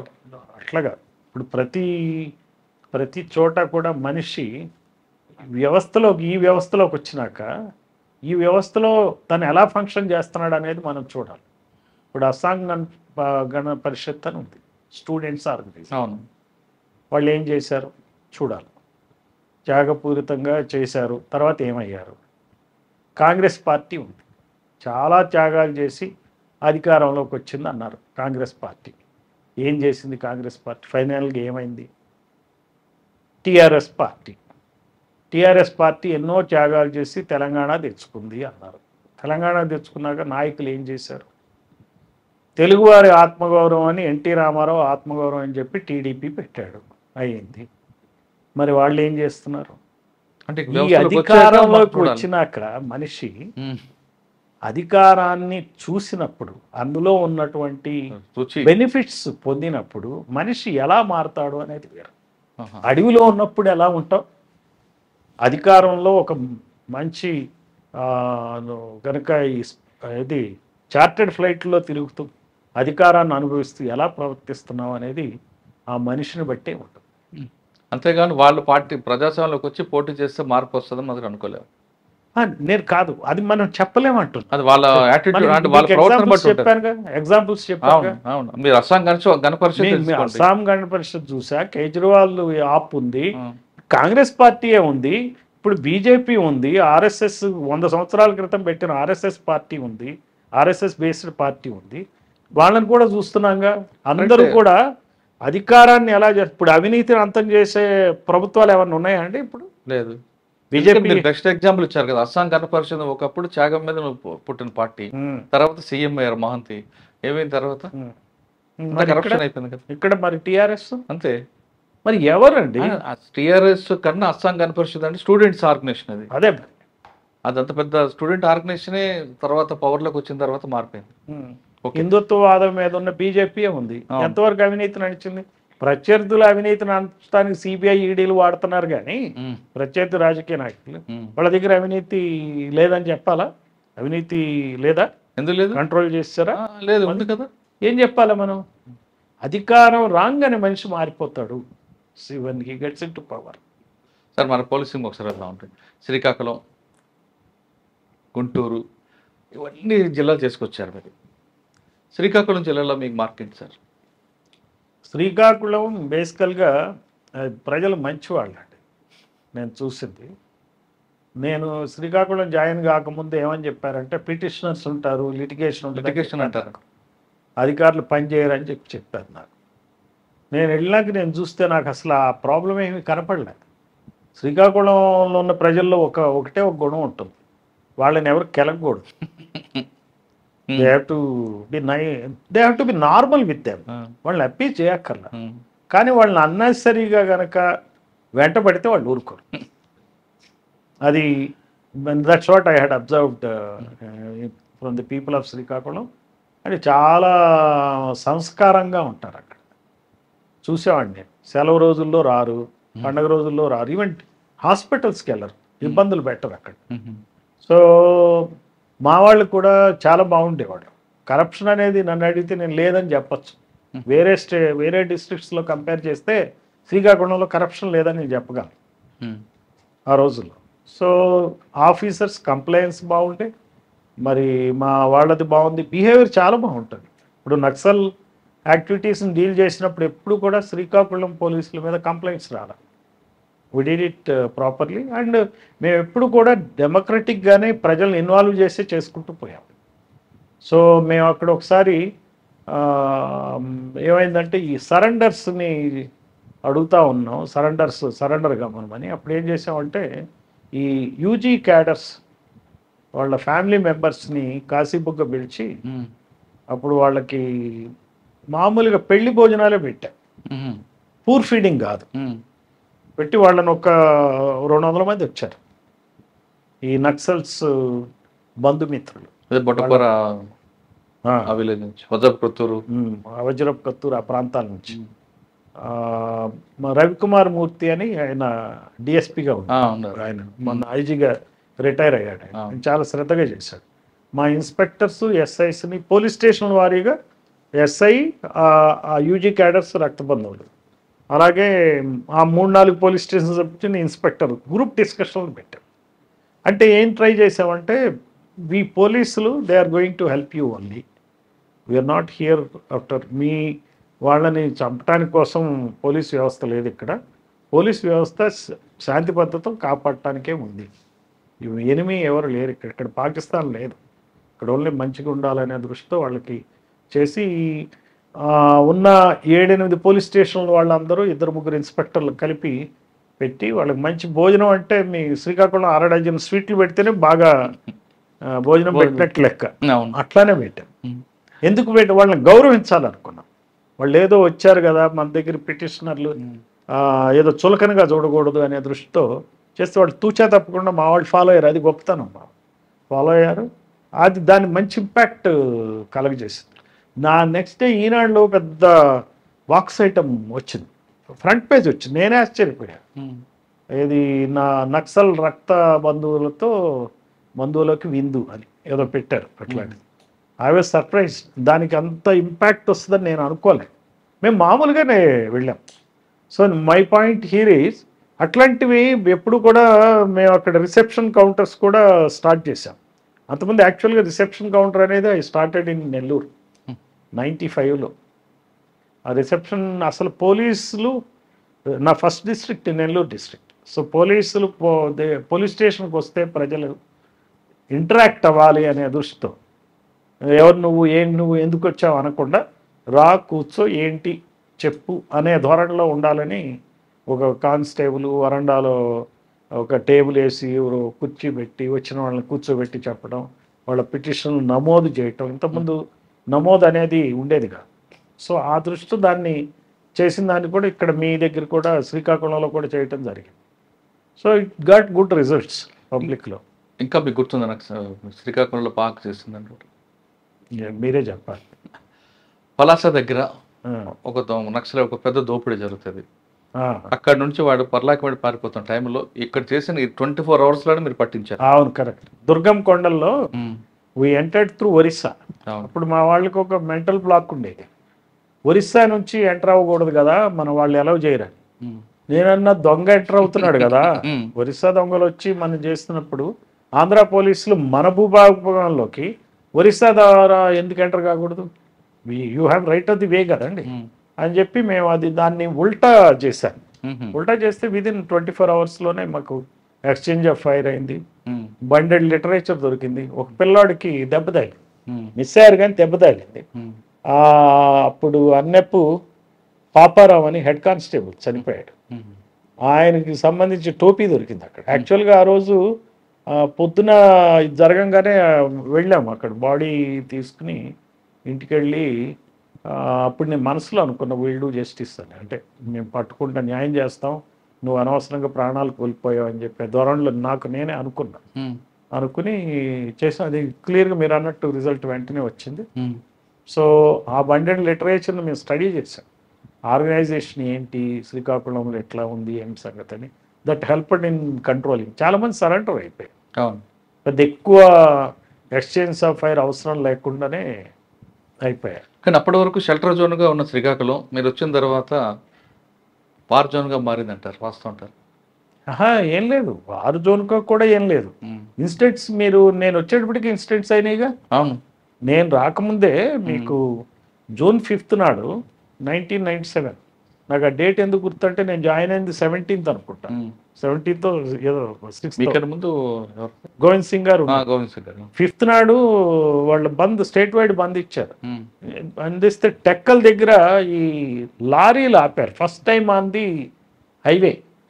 నేషనల్ హైవే మీద లారీలు ఆపి బంద్ చేయటం అనేది ఎప్పుడు జరగలేదు చరిత్రలో. ఆయన టైంలో కదా ఎర్రనాడ గారి మీద అటాక్ అయింది కూడా. అది మచ్ లేటర్, నాగిరెడ్డి గారు ఉన్నప్పుడు. ఓకే.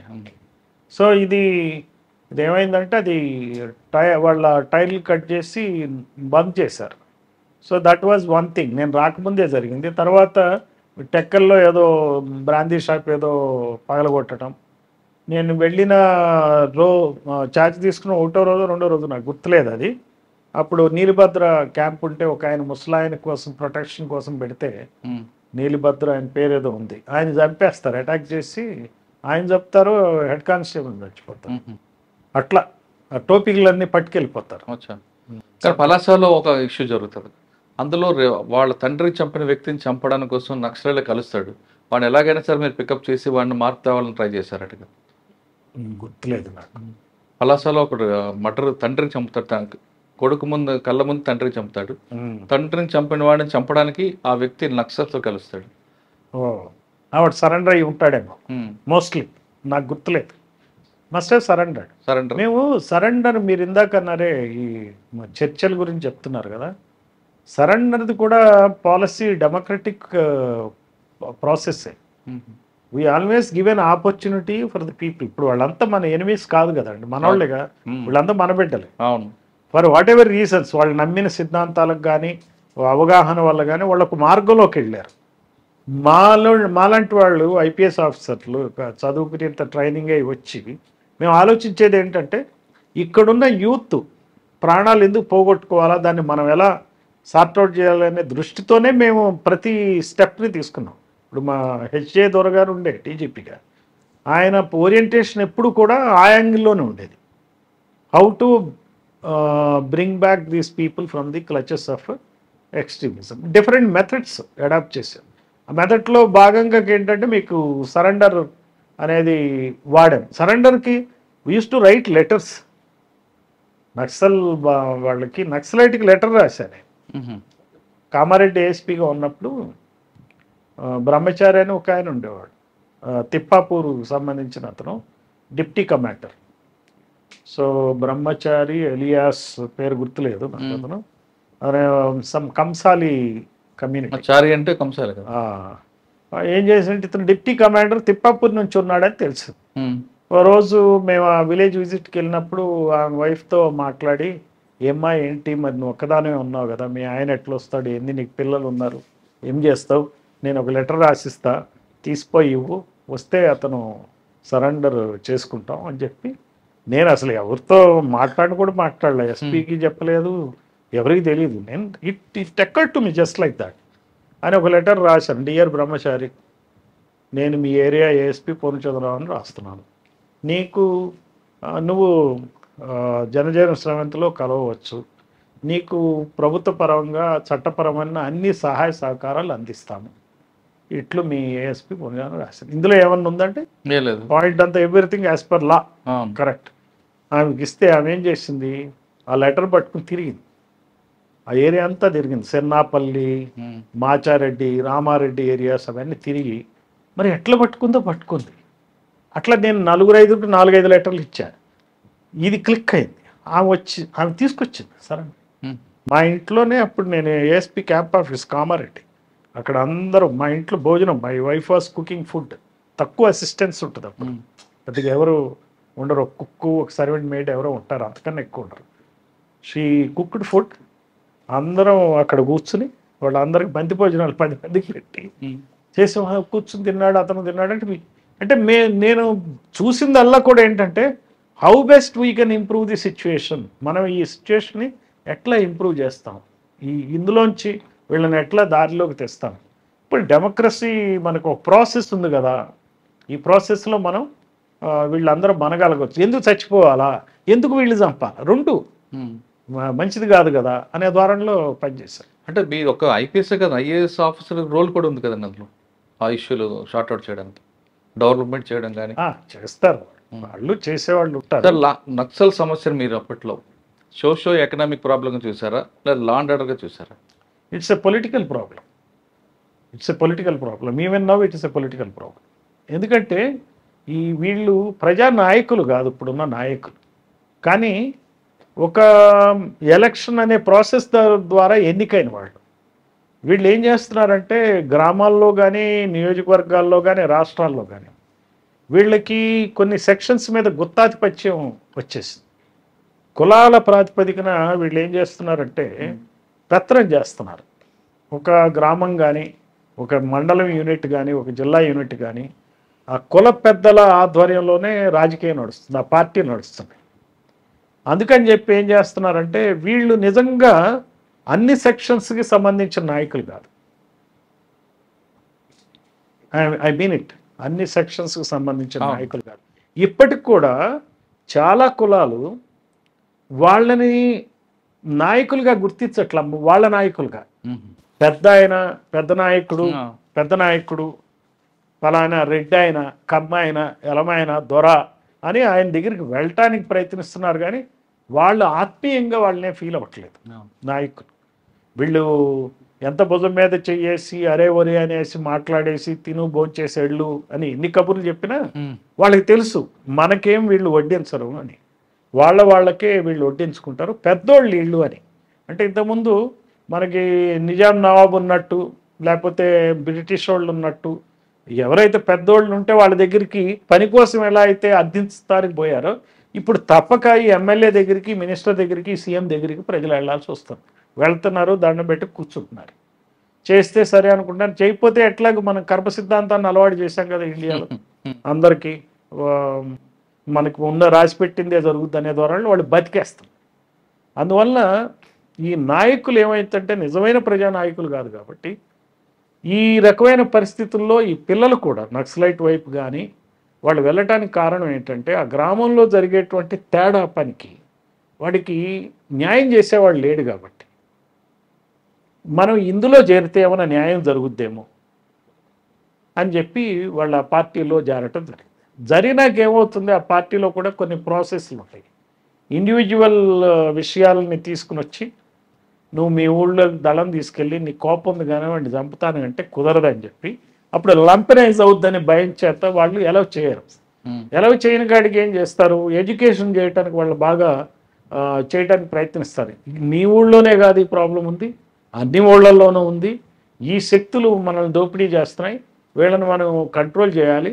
ఈ బ్యాలెట్ పద్ధతి కరెక్ట్ కాదు, ఈ గవర్నమెంట్ను పడగొట్టి మనం తుపాకీ ద్వారా రాజ్యాన్ని స్థాపించి పెట్టాలని చెప్పేటప్పటికి ఈ వీళ్ళకి 5 సంవత్సరాలు 4 సంవత్సరాలు అడవుల్లో తిరిగేటప్పటికి ఆ కాళ్ళు మోకాళ్ళు అరిగిపోయి తిండి సరిగ్గా లేక మరి అప్పుడప్పుడు అక్కడ అడపాదడప ఫైరింగ్లు అయ్యి భయంతో ఉండి అసలు వాళ్ళకి హోప్ లేక బయటికి రావటం, ఇంకా మరీ కరుడు కట్టిన వాళ్ళు ఉండిపోవటం, ఎట్లాగో ఒకదానికి పడి ఉన్నాం కదా.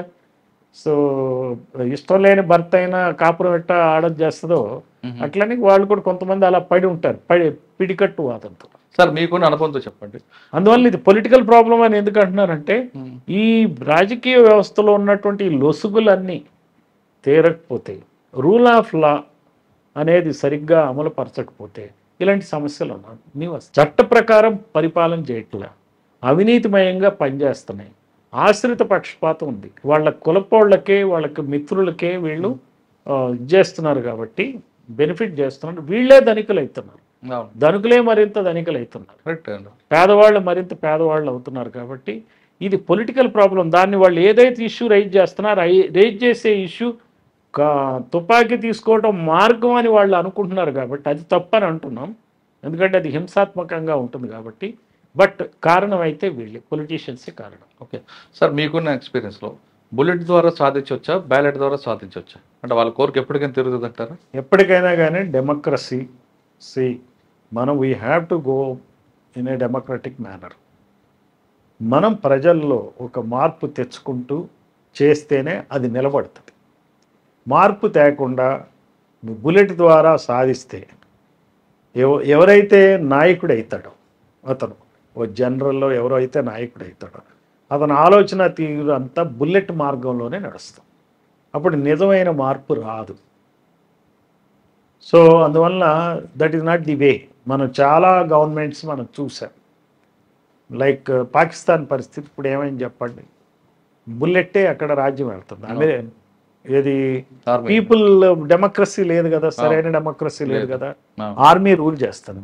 మరి ఆర్మీలో ఉన్న వాళ్ళు కూడా మరి జనరల్స్ బాగా చదువుకున్న వాళ్ళే, తెలివిగల వాళ్ళే, అయినప్పటికీ పాలన ఎందుకు లోపపోయి ఇష్టంగా ఉంది? కారణం ఏంటంటే ఎప్పుడైతే నీ దగ్గర తుపాకీ ఉందో ఆ కోణంలోనే మాట్లాడతాం, ఆ కోణంలోనే ఆలోచిస్తాం కాబట్టి డెమోక్రటిక్గా ఉండదు. నువ్వే చెప్పేవాడు కూడా చెప్పడు, నువ్వేంద్రా నాకు చెప్పేదనే ధోరణి వస్తాయి. అందుకే నేను అంటున్నా, మన దగ్గర దొరల పాలన ఏదైతే ఉందో ఈ పెత్తందారుల పాలన వలన కూడా ప్రజలు నిజాలు చెప్పరు. వాళ్ళకి మీరు వచ్చినాక బాగుంది సార్, చాలా బాగుంది సార్ అంటారు, మీరు తీసుకున్నా బాగుంది సార్, ప్రాజెక్ట్ కట్టారు సార్, అందరికి ఈ రోజున ఇప్పుడు మెతుకులు తింటున్నారు సార్ అంటాడు. వాడేమో ఓఆర్ఆర్ అలైన్మెంట్ మార్చి 10 ఎకరాలకి 100 కోట్లు సంపాదించేస్తాడు. అది తెలుసుకోడా వీడికి, తెలిసినా కానీ మీరు వచ్చినా బాగుంది సార్, అంతకుముందు బాగోలేదు సార్ అంటాడు. అది విషయం. ఓకే సార్, శ్రీకాకుళం ముందు నెల్లూరు చేశారు. నెల్లూరులో మీ మార్కెట్, నెల్లూరులో మీకు మెయిన్ ఛాలెంజ్ ఉంది, ఎందుకంటే నెల్లూరు అనగానే పొలిటికల్ ప్రెజర్ ఎక్కువ ఉంటుంది. అప్పట్లో కూడా ఉంది, ఇప్పటికీ ఉంది. మరి దాన్ని ఎలా మీరు ఫేస్ చేశారండి? నెల్లూరు నాకు పెద్ద కష్టమే అనిపించలే. బేసికల్గా నేను జాయిన్ అయినప్పటికీ టీడీపీ గవర్నమెంట్ వచ్చింది. అప్పుడు జాయిన్ అయినప్పటికీ ఆ టీడీపీ గవర్నమెంట్ హయాంలో మొదటి 8 నెలలు ఆయన ఎన్టీ రామారావు గారు సీఎంగా ఉన్నాడు. ఆయన టైంలో అపాయింట్ అయ్యాను. వాళ్ళు కొంతమంది ఎవరైతే ఇష్టపడిన వాళ్ళు ఉంటారో వాళ్ళు మారిపోతారు క్యాబినెట్, అది అదృష్టమే. తర్వాత రెండోసారి చంద్రబాబు నాయుడు చీఫ్ మినిస్టర్ అయినప్పుడు ఆయన ఏం చేశాడంటే రెండో క్యాబినెట్ వచ్చింది. ఫస్ట్ ఎన్టీఆర్ క్యాబినెట్, రెండో క్యాబినెట్. ఈ రెండో క్యాబినెట్లో ఉన్న మంత్రులందరూ నా మీద ఒక రకమైన అసమ్మతి వచ్చేటప్పటికి ఆయన ఏం చేశాడంటే ఫస్ట్ వాళ్ళని అప్పీల్ చేయడానికి మంత్రివర్గంలో కొంతమందిని పెట్టుకున్నాడు, రమేష్ రెడ్డి ఎన్టీఆర్ ఫ్యాన్స్ని, వాళ్ళని తీసేశాడు. మళ్ళీ మూడో క్యాబినెట్ వచ్చింది. మూడో క్యాబినెట్ వ్యతిరేకం అయ్యేటప్పటికి నాకు 2 సంవత్సరాలు 6 నెలలు ఏమైంది, అప్పుడు నేను ట్రాన్స్ఫర్ అయిపోయా. అట్లా అది అదృష్టమే, అదృష్టం. వాళ్ళకి ఎప్పుడు కూడా వాళ్ళు అపోజిషన్ వాళ్ళు అందరూ బాగానే ఉండేవాళ్ళు, దే ఆర్ హ్యాపీ. ఎందుకంటే ఐ యూస్ టు బి చాలా వరకు చాలా జాగ్రత్తగానే చేసేవాడిని. రూలింగ్లో ఉన్న వాళ్ళకి కొంచెం మింగుడు పడదు కదా, మేము చెప్పిన పని చేయట్లేదు అనేది. కానీ సాధారణంగా యూనిట్ ఆఫీసర్కి అపోజిషన్ పార్టీ వాళ్ళు మెచ్చుకుంటేనే ఆ యూనిట్ ఆఫ్ సక్సెస్ కదండి. కావచ్చు కావచ్చు, పవర్లో ఉన్న వాళ్ళు కాదు, అపోజిషన్ పార్టీ వాళ్ళు మెచ్చుకుంటేనే ఆ యూనిట్ ఆఫ్ సక్సెస్ అంటారు కదా. అంతే కదా, కరెక్టే కదా. అది అపోజిషన్ మీకు ఆ క్రెడిట్ దక్కింది కదా. క్రెడిట్ ఏం ఉందనుకోను కానీ ఓకే, వాళ్ళు ఏం పెద్ద పట్టించుకోరండి. వాళ్ళు అసలు స్కీమ్ ఆఫ్ థింగ్స్ లో ఏమి ఉండదు. ఈయన వెళ్ళిపోయాడు, ఇంకో ఆయన వచ్చాడు అనుకుంటా. ఆలస్యంగా ఉంటే మాత్రం నెల్లూరు రాజకీయ నాయకులు రోజు ఫోన్లు చేస్తూ హైదరాబాద్ వచ్చి వెళ్ళేవారు కదండి అప్పట్లో. బాగానే ఉండేవాళ్ళు, బాగానే ఉండేవాళ్ళు. సార్ మీ టైంలో ఒక రేప్ కేసుని ఒకసారి రివీల్ చేస్తారు. ఏదది నార్వే లేడీ. నార్వే యువతి ఆవిడ ఏమవుతుందంటే నార్వే నుంచి వస్తుంది, వాళ్ళకి ఫారిన్ నుంచి మన క్రిస్టియన్ మిషనరీస్ ఒక హాస్పిటల్ ఉంటుంది. హాస్పిటల్ ఆవిడ బహుశా she must have come to study there, hospital గురించి తెలుసుకుందామని వచ్చి ఉండాలా, టెంపరీ స్టే వచ్చిన. కానీ ఆమె ఏం చేసిందంటే క్రాస్ కల్చర్ షాక్ అని చెప్తారు. ఎప్పుడైనా సరే వెస్ట్రన్ కంట్రీ నుంచి ఇండియాలో పావర్టీ సిచ్యువేషన్ చూసినప్పుడు వాళ్ళు షాక్ అవ్వకుండా వాళ్ళకి బ్రీఫ్ చేస్తారు. మనకు కూడా అమెరికా వెళ్ళేటప్పుడు, అమెరికా వెళ్ళినప్పుడు మనం ఎలా ఉండాలా, మగ్గింగ్ జరుగుతుంది, అది జరుగుతుంది అని మనకి బ్రీఫింగ్ ఉంటుంది, చెప్తారు. కొంత బ్రీఫింగ్ అఫీషియల్గా అయితే బ్రీఫ్ చేస్తారు మాకు. అలాంటి బ్రీఫింగ్ ఆవిడకి మిస్ అయ్యిందని తెలిసింది, తర్వాత తెలిసింది. ఆవిడేమైపోయిందంటే ఆ హాస్పిటల్లో పాపం పేషెంట్స్ని చూసి, వాళ్ళ దీనావస్థ, పేదరికం, ఓవర్ క్రౌడెడ్ హాస్పిటల్ చూసి షీ గాట్ షాక్డ్ అని అంటారు, చెప్తారు. కారణం ఏదైనా ఏం చేస్తుంటే ఆవిడ మొత్తం బట్టలన్నీ తీసేసి రోడ్డు మీదకి వచ్చేస్తుంది. రాగానే అప్పుడు ఒక మహిళా ఏమంటారు వాటిని, సంస్థల్ని, ఈ ఉద్యమ సంస్థల్లాగా వాళ్ళు చాలా యాక్టివ్గా ఉండేవాళ్ళు. దాంతో వాళ్ళు ఏమనుకున్నారంటే ఈమెకి రేప్ అయిపోయిందని అనుకుని రేప్ కేసు రిజిస్టర్ చేసి ఆమెను ఎవరైతే ఇన్వైట్ చేశారో ఆ డాక్టర్ని గెస్ట్ హౌస్లో పెట్టాడు కాబట్టి ఆయన రేప్ చేశాడు అని చెప్పి కేసు పెట్టి అరెస్ట్ చేయమన్నారు. అంటే మీరు కంప్లైంట్ ఇవ్వండి కరెక్టే, కానీ రేపుకు గురైన వ్యక్తి చెప్పాలి కదా అని అంటే, రేపు గురైన వ్యక్తి చెప్పడానికి ఆవిడ టోటల్లీ షాక్లో ఉంది. She is unable to speak. So ఏం చెప్పట్లేదు, ఆవిడ సైగలు చేస్తుంది, ఈ చేతులు గోక్కుంటుంది, దీన్ని బట్టి చేతులు పట్టుకుని రేప్ చేశారు అనేది చెప్పమంటే, సరే మరి అట్లా మనకి ఎవిడెన్స్ అనేది ఎప్పుడైనా ఇంపార్టెంట్. కేసులో చేశారు అని చెప్పి చూసిన వాళ్ళు లోపల పోతుండగానో బయటకు వస్తుండగానో ఏదో రకమైన ఎవిడెన్స్ ఉండాలి, మరి లేకుండా మనం చేయటం కష్టం కదా అని చెప్తే వాళ్ళు ఒప్పుకోలే. పోలీసులు చర్య తీసుకోవట్లేదు, పోలీసులు అది ఇదని మెడికల్ ఎవిడెన్స్ పెట్టారు. సరే మెడికల్ ఎవిడెన్స్కి పంపించాను. పంపిస్తే మరి వాళ్ళు మెడికల్లో కూడా దేర్ ఇస్ నో, ఇదేం హైమనేం రప్చర్ కాలేదన్నారు. దానికి ఏమంటారంటే అవ్వదు, కొనిష్టం అట్లా అవ్వాల్సిన అవసరం ఏం లేదు, రేపే జరిగింది అని అంటారు. ఇప్పుడు విక్టిము చెప్పలేని పరిస్థితి ఉంది, ఎవరు వీళ్ళు ఫలానా అతను చేయటానికి అది ఎవిడెన్స్ చాలదు, అది కోర్టులో ఎవరు ఒప్పుకోరు. ఐఓ కన్విన్స్ కాల రేప్ జరిగిందనేది, అతనికి ఏ ఆధారం దొరకలేదు. ఏ ఆధారం దొరకకుండా ఎలా పెడతాడు కాబట్టి మేము చేయలే. అయితే నేను అప్పుడు నెల్లూరు ఎస్పీ పక్కన ఒంగోలు జిల్లాకి ఇన్ఛార్జ్ పెట్టారు. ఆయన సీఎం చంద్రబాబు నాయుడు గారు వస్తున్నారని చెప్పి ఎస్పీ సెలవులు పోతే నన్ను ఇన్ఛార్జ్ పెట్టారు. పెడితే నేను అక్కడ I was incharge of his బందోబస్త్ ఇన్ ఒంగోలు. సో అప్పుడు ఆయన చంద్రబాబు నాయుడు గారికి ఎవరో ఎమ్మెల్యే కంప్లైంట్ చేశారు, ఏంటంటే పోలీసులు చర్య తీసుకోవట్లేదు. ఆయన అడిగాడు, ఆయన ఏంటిది అంటే, ఇట్లా ఉంది సార్, ఇదేం కేసు లేదు, మాకు మేము చేయటానికి లేదు దానిలో అంటే, సరే మంచిది అన్నాడు. అది క్లోజ్ చేసాం. ఎందుకు వాళ్ళకి మేము వీ కుడెంట్ యాక్ట్, క్లోజ్ చేయడానికి అసలు మనకి లేదు యాక్షన్. అది ఇక్కడ అసలు ఆధారం లేదు, ఎవిడెన్స్ లేదు కాబట్టి మేమేం చేయాలి. ఆ రోజుల్లో ఈ పొలిటికల్గా అట్లాంటి పిచ్ ప్రెషర్స్ ఏమి ఉండేవి కాదు, వీడిని అరెస్ట్ చేయి వాడిని అరెస్ట్ చేయి ఆ టైప్. ఇప్పుడు చాలా దారుణమైన పరిస్థితుల్లో పోలీసులు పనిచేస్తున్నారు. అప్పుడు ఆ ప్రాబ్లం లేదు. జిల్లా ఎస్పీ ఒక వ్యూ ఇస్తే ఆ వ్యూని వాళ్ళు ఆనర్ చేసేవాళ్ళు. మేము కూడా బేస్డ్ ఆన్ ఫ్యాక్ట్సే ఇచ్చేవాళ్ళం. ఇప్పుడు 23 జిల్లాల్లో దాదాపుగా నేను అనుకుంటా 22 జిల్లాల్లో ఎస్పీలు చెక్ చేసుకుని చెప్తే దాన్ని కాదనే పరిస్థితి ఉండేది కాదు. ఎవరన్నా ఒక్కళ్ళు ఉండొచ్చేమో అటు ఇటుగా సరిగ్గా గమనించగా రకరకాల కారణాల చేత చెప్పేవాళ్ళేమో, కానీ అసలు ఆనాడు ఆ ప్రాబ్లం ఉండేది కాదు. మా మీదే సూపర్ చెక్స్ ఉండేవి. డిఐజీ కూడా లేదు, కరెక్ట్ కాదు, you verify that, you verify this అని చెప్పే డిఐజీలు కూడా ఉండవు. No you must have missed this point, why don't you verify అని ప్రతి వాళ్ళు కూడా సత్య శోధన అనే దాన్ని ఎక్కువగా కాన్సన్ట్రేట్ చేశారు. ఒక 30 సంవత్సరాల క్రితం నేను అది మాత్రం చెప్పగలను. మమ్మల్ని ట్రైన్ చేసిన ఆఫీసర్స్ కానీ, ఎస్ఐలు కానీ, ఇన్స్పెక్టర్లు కానీ, హెడ్ కానిస్టేబుల్స్, రైటర్స్ కూడా మమ్మల్ని ట్రైన్ చేస్తారు. వాళ్ళ విషయంలో అయ్యా ఇక్కడ కేసు లేదయ్యా అని చెప్పేవాళ్ళు క్లియర్గా. హెడ్ కానిస్టేబుల్ అసలేం మొహాడు పడకుండా ఇది కేసు కాదయ్యా, మనం అరెస్ట్ చేయడానికి లేదయ్యా, పెట్టడానికి లేదయ్యా అంటే అవునా ఏంటి అని చెప్పి మళ్ళీ చెక్ చేసుకుని, సో అతనికి గ్రివెన్స్ రిడ్రెసల్ పిటిషన్ ఎంక్వైరీ ద్వారా ఏదో సాల్వ్ చేసి పంపించేవాళ్ళు, so that he will be happy, petition should be happy. At the same time we will not harass the respondents. అతను ఏదో చెప్పాడని వేరే వాళ్ళని అరెస్ట్ చేయకుండా ఉండేవాళ్ళు. సో ఆ రకంగా కేసు ఏం పెద్ద ఇది కాదు. నేను కూడా చెప్పాను, CID you can also take over sir case, మీరు తీసుకునే అక్కర్లేదయ్యా, we have confidence in you అని చెప్పారు. అప్పుడు CID chief told me we have confidence in you, that's okay అన్నారు. బట్ వీళ్ళంతా నెగిటివ్గా పేపర్లో రాస్తున్నారు సార్, అది రేపు జరిగితే చేయట్లేదని. నాకు I feel very bad about it, but I cannot arrest. నాకు బాధ, నేను చేయలేను కదా కేసు అంటే, మీరు టేకప్ చేయండి అన్నాను. No no no we have confidence in you అని అన్నారు. వాళ్ళు కూడా వెరిఫై చేసుకునేవాళ్ళు, అక్కడ ఉన్న లోకల్ సిఐడి ఆఫీసర్ ఎవరో ఎంక్వైరీ చేసుకునేవాళ్ళు. వద్దు సార్ కేసు లేదు, అది ఉన్న కాడి నుంచి మనకి చెడ్డ పేరు, మనం అరెస్ట్ చేయ, వాళ్ళకి ఏవో ఫీడ్బ్యాక్స్ ఉండేవి. ఇంటెలిజెన్స్ వాళ్ళు వెరిఫై చేసుకుంటారు, వాళ్ళు కూడా ఇంటెలిజెన్స్ చీఫ్ చెప్తారు, SP what he saying right అనేది వాళ్ళు చెప్తారు.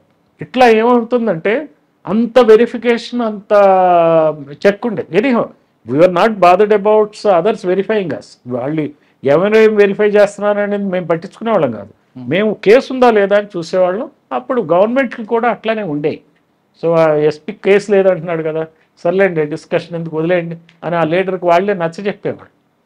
సరే అట్లుండే సార్. నెల్లూరు నుండి శ్రీకాకుళం, శ్రీకాకుళం తర్వాత గుంటూరులో మీకు అప్పుడు రెండు వైపులు ఉంది. ఒకటి రౌడీజం ఉంటుంది, ఒకవైపు అప్పుడే మా పీపుల్స్ వార్ పార్టీ బలం అవ్వడం, మీకు ఒక ఎమ్మెల్యే కొడుకుని మీరు మీకు గుంటూరు అనే దానిలో రౌడీయిజం, నక్సలిజమే కాదండి, క్యాస్టిజం, ఎస్సీ ఎస్టీ ప్రాబ్లమ్స్. అక్కడ చుండూరులో ఎస్సీల మీద దాడులు జరిగినాయి. అవును, రెడ్లు అక్కడ మాల కులానికి సంబంధించిన వాళ్ళని చంపేశారు. అక్కడ రుద్ర క్షేత్రం అని పెద్దది ఉంటుంది. అవును తెలుసు. అది ఉంది. క్యాస్ట్ సెన్సిటివిటీ బాగా ఉంటుంది అక్కడ, కమ్మ డామినేషన్ బాగా ఎక్కువ ఉంటుంది. సో కమ్మ, కాపు, రెడ్డి, మిగిలిన వాళ్ళు అసలు వాళ్ళేమీ ఉండదు, అస్తిత్వం ఉండదు. బీసీలకి గుంటూరులో అస్తిత్వం ఉండదు. ఇప్పుడు కూడా రాజకీయంగా చూస్తే బీసీ ఎమ్మెల్యేలు ఉండరు అక్కడ, అంతా కమ్మ ఎమ్మెల్యేలు, కమ్మ ఎంపీలు, బీసీలు ఉండరు. ఇక రెడ్డి ఉంటుంది కదండి, రెడ్డి ఏదో ఒకటి రెండు. ఇప్పుడు రెడ్డి ఎమ్మెల్యేస్ ఉన్నారు ఇక్కడ మాచర్లో, రెడ్డి ఎమ్మెల్యే మాచర్ల బ్రహ్మారెడ్డి అని ఉన్నాడు. ఆయన మీరు ఇందాకన్నా కేసు ఎమ్మెల్యే కూడా ఆయనే. ఆయన మదరు దుర్గాంబ అని ఆవిడ ఎమ్మెల్యే నేను పనిచేసినప్పుడు, ఎస్పీగా పనిచేసి. ఆ టైంలో ఒక ఫ్యాక్షన్ మర్డర్ అయింది, సీరియస్ మర్డర్ అయింది. సీరియస్ మర్డర్లో చాలామంది రెడ్డి వర్సెస్ రెడ్డి వేసి చనిపోయారు.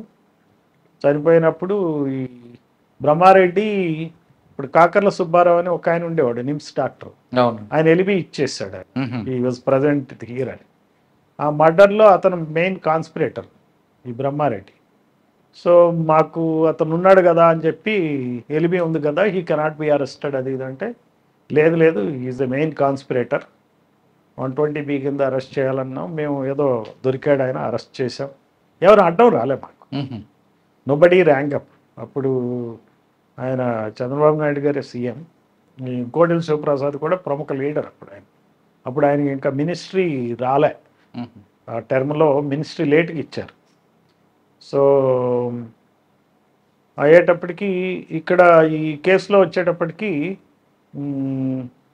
ఎన్ జనార్దన్ రెడ్డి, ఆయన నరసరావుపేట ఎంపీగా ఉండే ఎక్స్ చీఫ్ మినిస్టర్. ఈ 7 మర్డర్లు అయిపోయినాక మరి ఉద్రిక్త వాతావరణం ఉంది మాచర్లో ఏంటంటే, ఎప్పుడు ఏదైనా పెద్ద ఇన్సిడెంట్ అయితే ప్రత్యర్థులు ఆస్తుల్ని తగలబెడతారు. రాజీవ్ గాంధీ చనిపోయినప్పుడు టీడీపీ వాళ్ళ ఆస్తుల్ని తగలబెట్టడం అవన్నీ జరిగినాయి. ఇక్కడ ఏంటంటే టీడీపీ వాళ్ళ తరపు నుంచే కాంగ్రెస్ వాళ్ళకి సంబంధించిన ఫ్యాక్షనిస్ట్ని చంపారు కాబట్టి మళ్ళీ ఏదో ఒకటి గోల జరుగుద్ది అనుకుని మేము బందోబస్తు పెట్టుకుని కూర్చున్నాం. నేను మాచర్లోనే క్యాంప్ చేశాను. ఎన్ జనార్దన్ రెడ్డి గారు వచ్చారు, ఎక్స్ చీఫ్ మినిస్టర్. వస్తే పిన్నెల్లి లక్ష్మారెడ్డి అనుకుంటా ఆయన లీడరు, ఆయన ఉన్నాడు. ఆయనతో నేను కలవటానికి వెళ్ళాను. కలవటానికి మాకు అప్పట్లో హెచ్జే దొరగారని మాకు డీజీ ఆయన ఉండే, అని ఏమన్నా అంటే చీఫ్ మినిస్టర్ని కలవచ్చు, ఇట్స్ గుడ్, మంచి సాంప్రదాయం అది ఇది అని చెప్పి ఆయన చెప్పారు. మేము ఫాలో అయ్యేవాళ్ళం. మాకు కూడా పర్సనల్ ఎజెండా ఏం లేదు కదా, ఇక్కడ ఉండాలా, వాళ్ళని పట్టుకుంటే అక్కడ ఉంటాం, ఇది చేయాలి, ఆ ఇష్యూస్ లేవు మాకు. మాకేంటంటే పని మంచిగా చేయాలి, చెడ్డ పేరు రాకూడదు పోలీసులకి. That was the criteria. పోలీసులకి చెడ్డ పేరు రాకూడదు, నాకు కాదు, డిపార్ట్మెంట్కి చెడ్డ పేరు రాకూడదు. అది మేము జనరల్ డిపార్ట్మెంట్కి చెడ్డ పేరు రాకూడదు అనే మాటే ఎక్కువ వినపడేది. మీరు గుర్తెచ్చుకోండి, 30 సంవత్సరాల క్రితం డిపార్ట్మెంట్కి చెడ్డ పేరు వస్తుంది అనేవాళ్ళు, కానీ సిపికి చెడ్డ పేరు వస్తుంది, ఎస్పీకి చెడ్డ అట్లా అనిలే, టీడీపీ గవర్నమెంట్కి చెడ్డ పేరు అట్లా మాట్లాడేవాళ్ళు. డిపార్ట్మెంట్కి చెడ్డ పేరు రాకూడదు ఆ దృష్టితో పనిచేసేవాళ్ళు. అంతే ఆయన చెప్పినట్టుగానే ఆయన ఎక్స్ చీఫ్ మినిస్టర్ కాబట్టి అంత కంటెన్షియస్ ఇష్యూ కాన్ఫ్లిక్ట్లో ఉంది కాంగ్రెస్ టీడీపీ మధ్య, అంత గందరగోళం ఉన్నా నేను హెసిటేట్ చేయలేదు, వెళ్ళి కలిశాను. కలిస్తే ఆయన పిన్నెల్లి లక్ష్మారెడ్డి ఆయన ఉన్నాడు, ఆయన ఉండి సార్ పోలీసులు ఎట్లా అని చెప్పాడు. అంటే నేను అన్యాయం చేశారు సార్ అన్నాడు. అయినాక ఆయన వెళ్ళిపోయినాక 1 నిమిషం మాట్లాడతాను సార్ మీతో అన్నా. మాట్లాడాను, ఆయన పంపించేశాడు. మేమిద్దరమే ఉన్నాం. నేను ఇన్ని ఆరోపణలు చేశారు కదా సార్, ఇన్స్పెక్టరు ఈ కమ్యూనిటీ కమ్మ కమ్యూనిటీకి చెందిన అతను, ఆయన వెంకట్రావు అనే పేరు, పల్నాడు అతను మొహమాటం లేకుండా మాట్లాడతాడు. కేసు ఉందంటే ఉందంటాడు, లేదంటే లేదంటాడు. ఊరికినే డ్రామా ఆడాడు సార్, ట్యాక్ట్ఫుల్ కాదు అతను. అతని మీద వీళ్ళు కంప్లైంట్ చేస్తున్నారు కదా, అతను ఏమైనా డబ్బులు తీసుకున్నాడని మీకు చెప్పారా అన్నాను. లేదు పూర్ణచంద్రరావు అన్నాడు. సార్ అతను కష్టపడి పనిచేశాడు, ఇక్కడ లైబ్రరీలు పెట్టాడు, ఫ్యాక్షనిస్ట్ని ఎడ్యుకేట్ చేయడానికి స్పోర్ట్స్ యాక్టివిటీ చేపట్టాడు, చాలా పనులు చేశాడు. వాళ్ళు కక్షుండి కొట్టుకు చేస్తే మాదేంది సార్ రెస్పాన్సిబుల్ అన్నాడు. సరే పూర్ణచంద్రరావు అన్నాడు. ఆయనకు నమ్మకం ఉంది. నేను ఎస్పీ నెల్లూరు చేశాను, ఆ ఎస్పీ నెల్లూరు చేసినప్పుడు టీడీపీ గవర్నమెంట్ ఆయన ఎక్స్ చీఫ్ మినిస్టరే. ఆయన దగ్గర నేనేం చేయలేదు. CI when he was CM I was ASP Proddatur. ఆ తర్వాత ప్రొద్దుటూరులో నా మీద కంప్లైంట్ పెట్టారు, మాట్లాడలేదు పొలిటీషియన్ అని, నన్ను కామారెడ్డి ట్రాన్స్ఫర్ చేశారు. అప్పుడు ఆయన సీఎం. ఆ తర్వాత విజయభాస్కర్ రెడ్డి గారు అయ్యారు. కానీ పర్సనల్గా అసలు ఏం తెలియదు నాకు, అసలు ఎవరు తెలియదు, లీడర్స్ ఎవరో తెలియదు. ఓకే. సో ఆ ప్రాసెస్లో ఆయన విజిట్లో మాచర్లో గెస్ట్ హౌస్ నుంచి బయటకు వచ్చాం.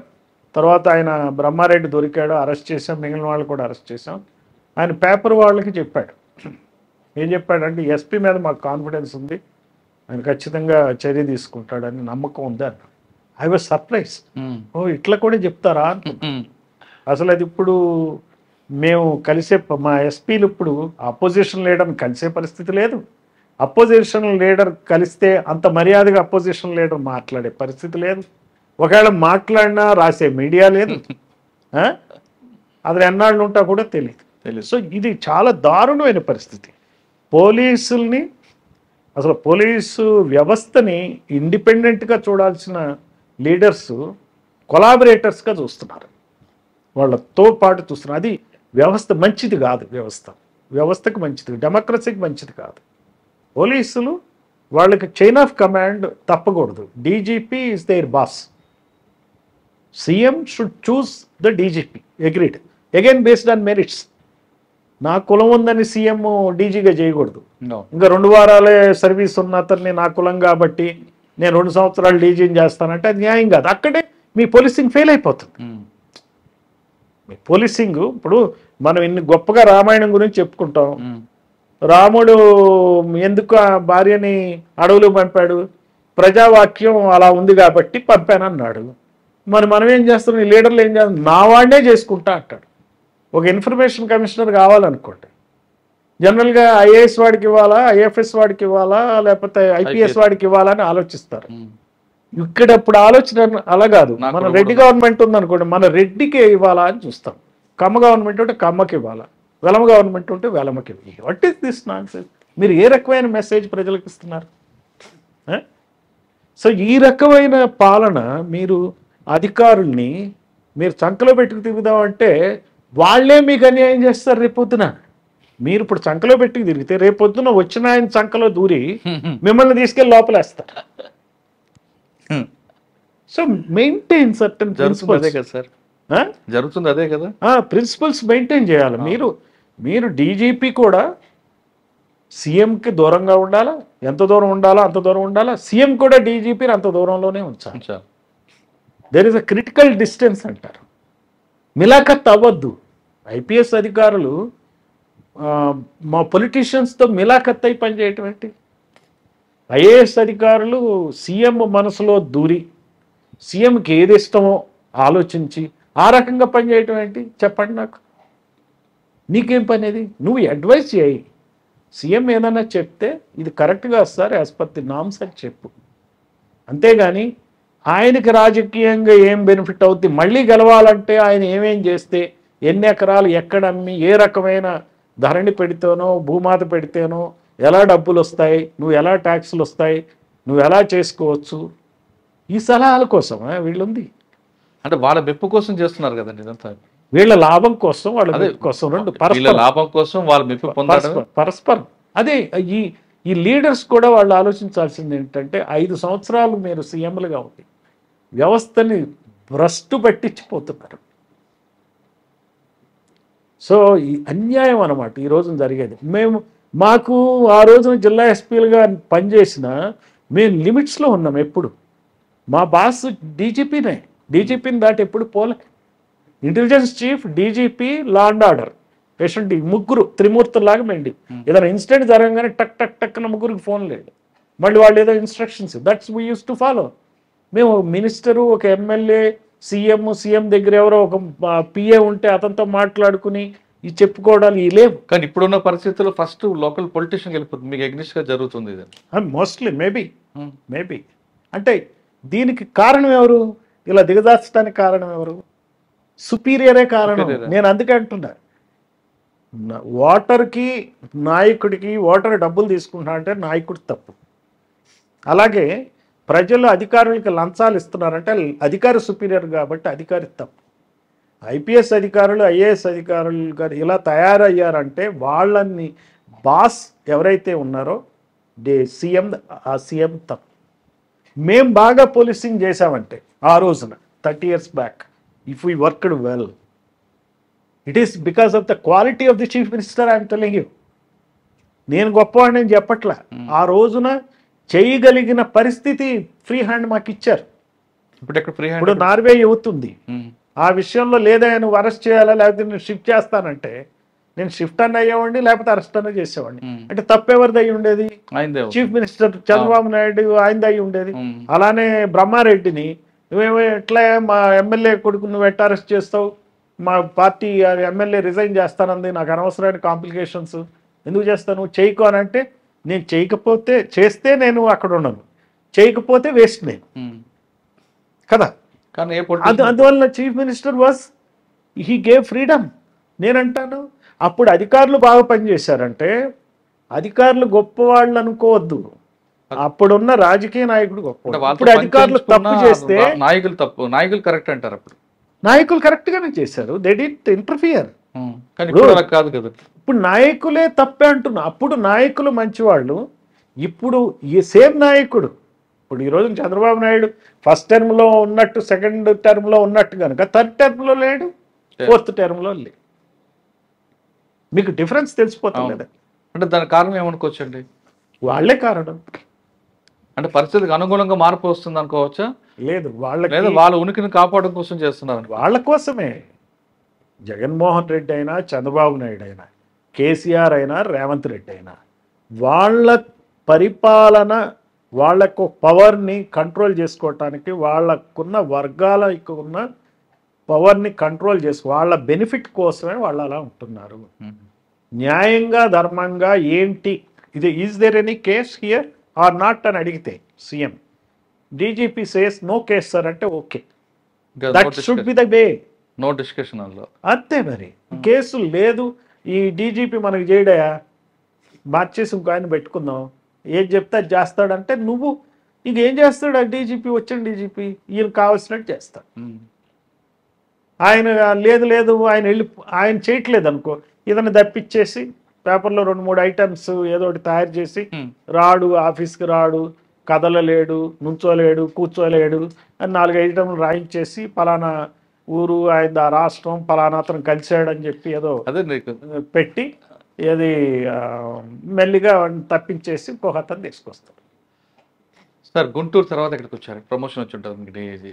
నేను గుంటూరు తర్వాత డిఐజీ ఇంటెలిజెన్స్ పొలిటికల్ చేశాను. ఆ తర్వాత డిఐజీ ఎస్ఐబి, ఆ తర్వాత సెక్రటేరియట్లో అడిషనల్ సెక్రటరీ హోమ్, ఆ తర్వాత వచ్చి ఐజీ వరంగల్ చేశాను. అప్పుడు తెలంగాణ యాజిటేషన్, కేసీఆర్ అరెస్ట్, అవన్నీ నిరాహార దీక్ష, ఖమ్మం అవన్నీ ఉన్నాయి కదా. సార్ కేసీఆర్ గారికి సిద్దిపేటలో లిఫ్ట్ చేసిన తర్వాత ఆయనకి ఖమ్మం తీసుకెళ్తున్నప్పుడు రూట్ మార్పించడం ఆపరేషన్ అని చెప్పగలరా? అవన్నీ అప్పట్లో ఏంటంటే వాళ్ళకి మాకు అవగాహనే ఉండేది, ప్రభుత్వంతో టీఆర్ఎస్ పరంగా కూడా అవగాహన ఉండేది. ఆయనేమి అక్కడ సిద్దిపేటలో కూర్చుని నిరాహార దీక్ష చేద్దామని అనుకోలే. ప్రకటించాడు ఆయన, నిరాహార దీక్ష చేస్తే అక్కడి నుంచి బయటికి రావడం కష్టం కాబట్టి ప్రివెంటివ్ అరెస్ట్ మీరు ఎలాగ చేస్తారుగా చేసుకోండి అన్నాడు. ఆ రకంగా ఆయన ప్రివెంటివ్ అరెస్ట్ చేయడం. ఖమ్మం హాస్పిటల్ వెళ్ళిన తర్వాత ఆయన కూల్ డ్రింక్ తాగారా తాగలేదండి? జ్యూస్ తాగారని క్లియర్గా వచ్చిందిగా మీకు, అందులో డౌట్ ఏముంది. కానీ పోలీసులు బలవంతంగా తాగించారంటాడు కదండి. తాగారు అనే చెప్పగలను, బలవంతంగా ఎందుకు తాగిస్తాం, ఆయన ఫ్రీగా అట్లేం లేదు. సార్ ఐజీ వరంగల్ తర్వాత? ఐజీ వరంగల్ తర్వాత నేను కమిషనర్ వైజాగ్ చేశాను.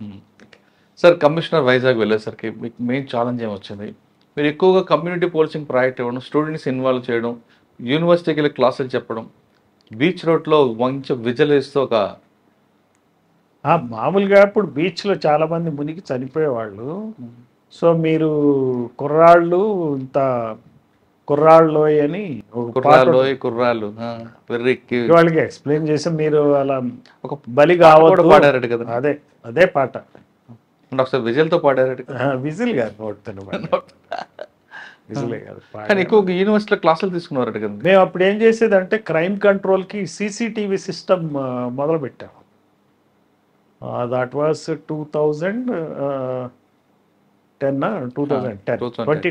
2010లో సీసీటీవీ సిస్టమ్ మొదలుపెట్టాం. CCTV cameras that helped to control crime. So ఆ ప్రాసెస్లో ఏంటంటే యూనివర్సిటీ వాళ్ళతో కూడా మేము ఇంటరాక్ట్ అయ్యేవాళ్ళం. ఏం మేనేజ్మెంట్ క్లాసెస్ అవి చెప్పటం, ఏదో some kind of exchange programmes. మంచి పాటలు పాడతారా సార్? పాట పాడగలరా ఇప్పుడు? ఓకే, వైజాగ్ కమిషనర్ తర్వాత అండి? వైజాగ్ కమిషనర్ తర్వాత సార్ వైజాగ్ మీకన్నా ముందు సాంబశివరావు గారు. అవును, రైట్. సార్ సాంబశివరావు గారి టైంలో ఒక ఎన్కౌంటర్ అయింది, మీరు వెంటనే నెక్స్ట్ ఛానల్ తర్వాత 3 years.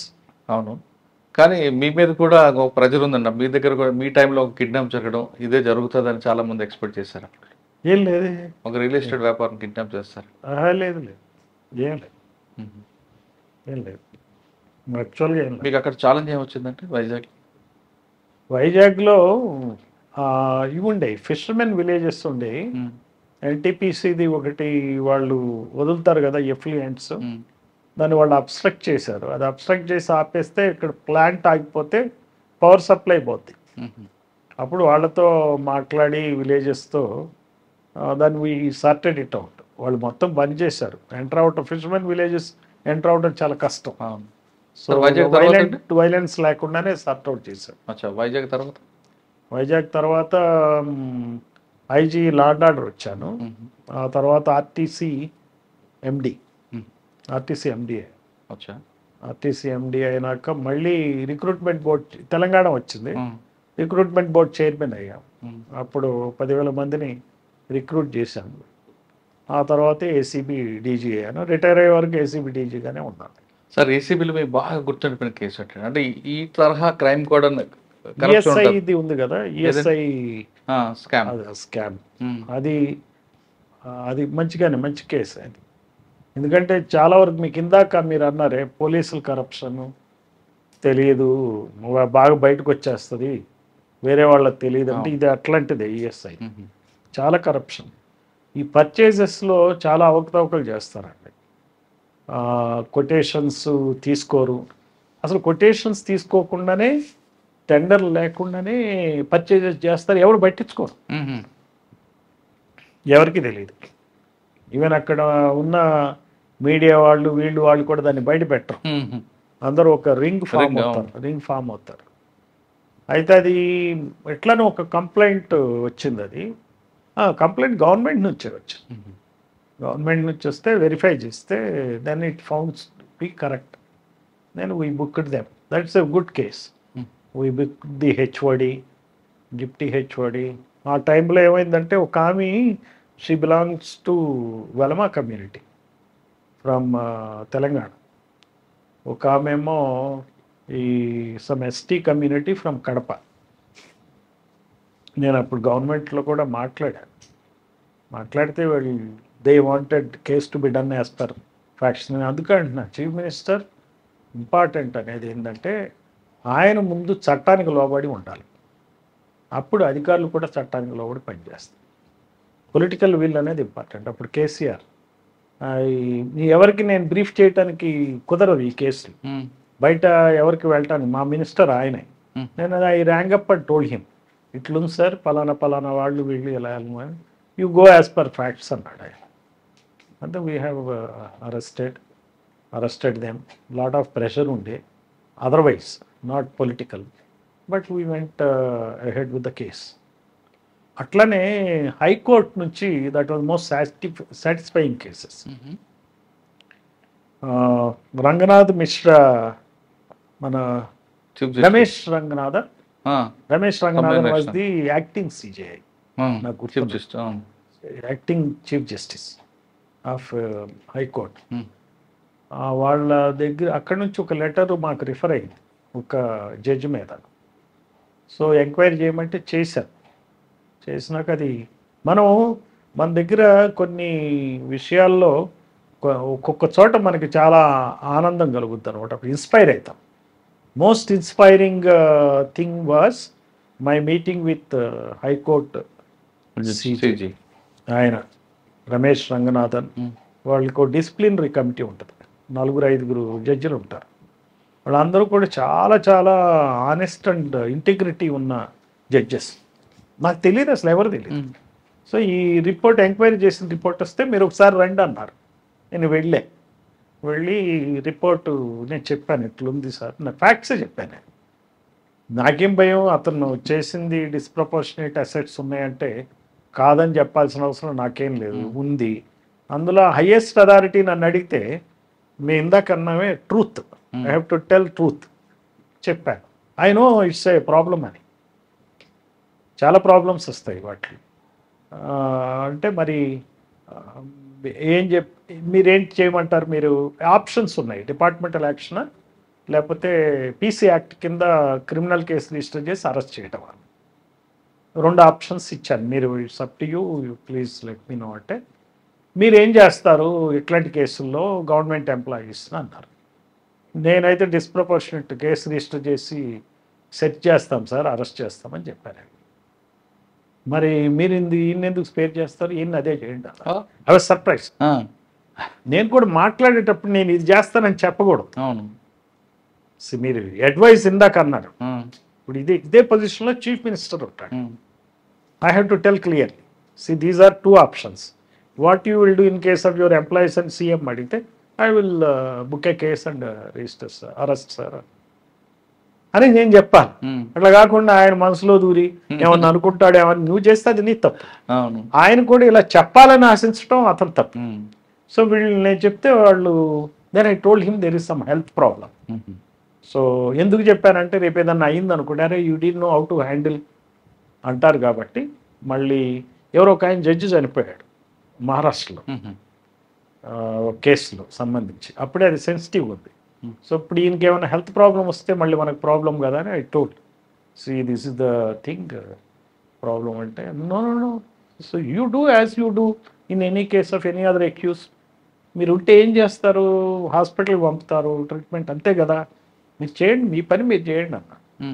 Then we did it, then we followed the due process only.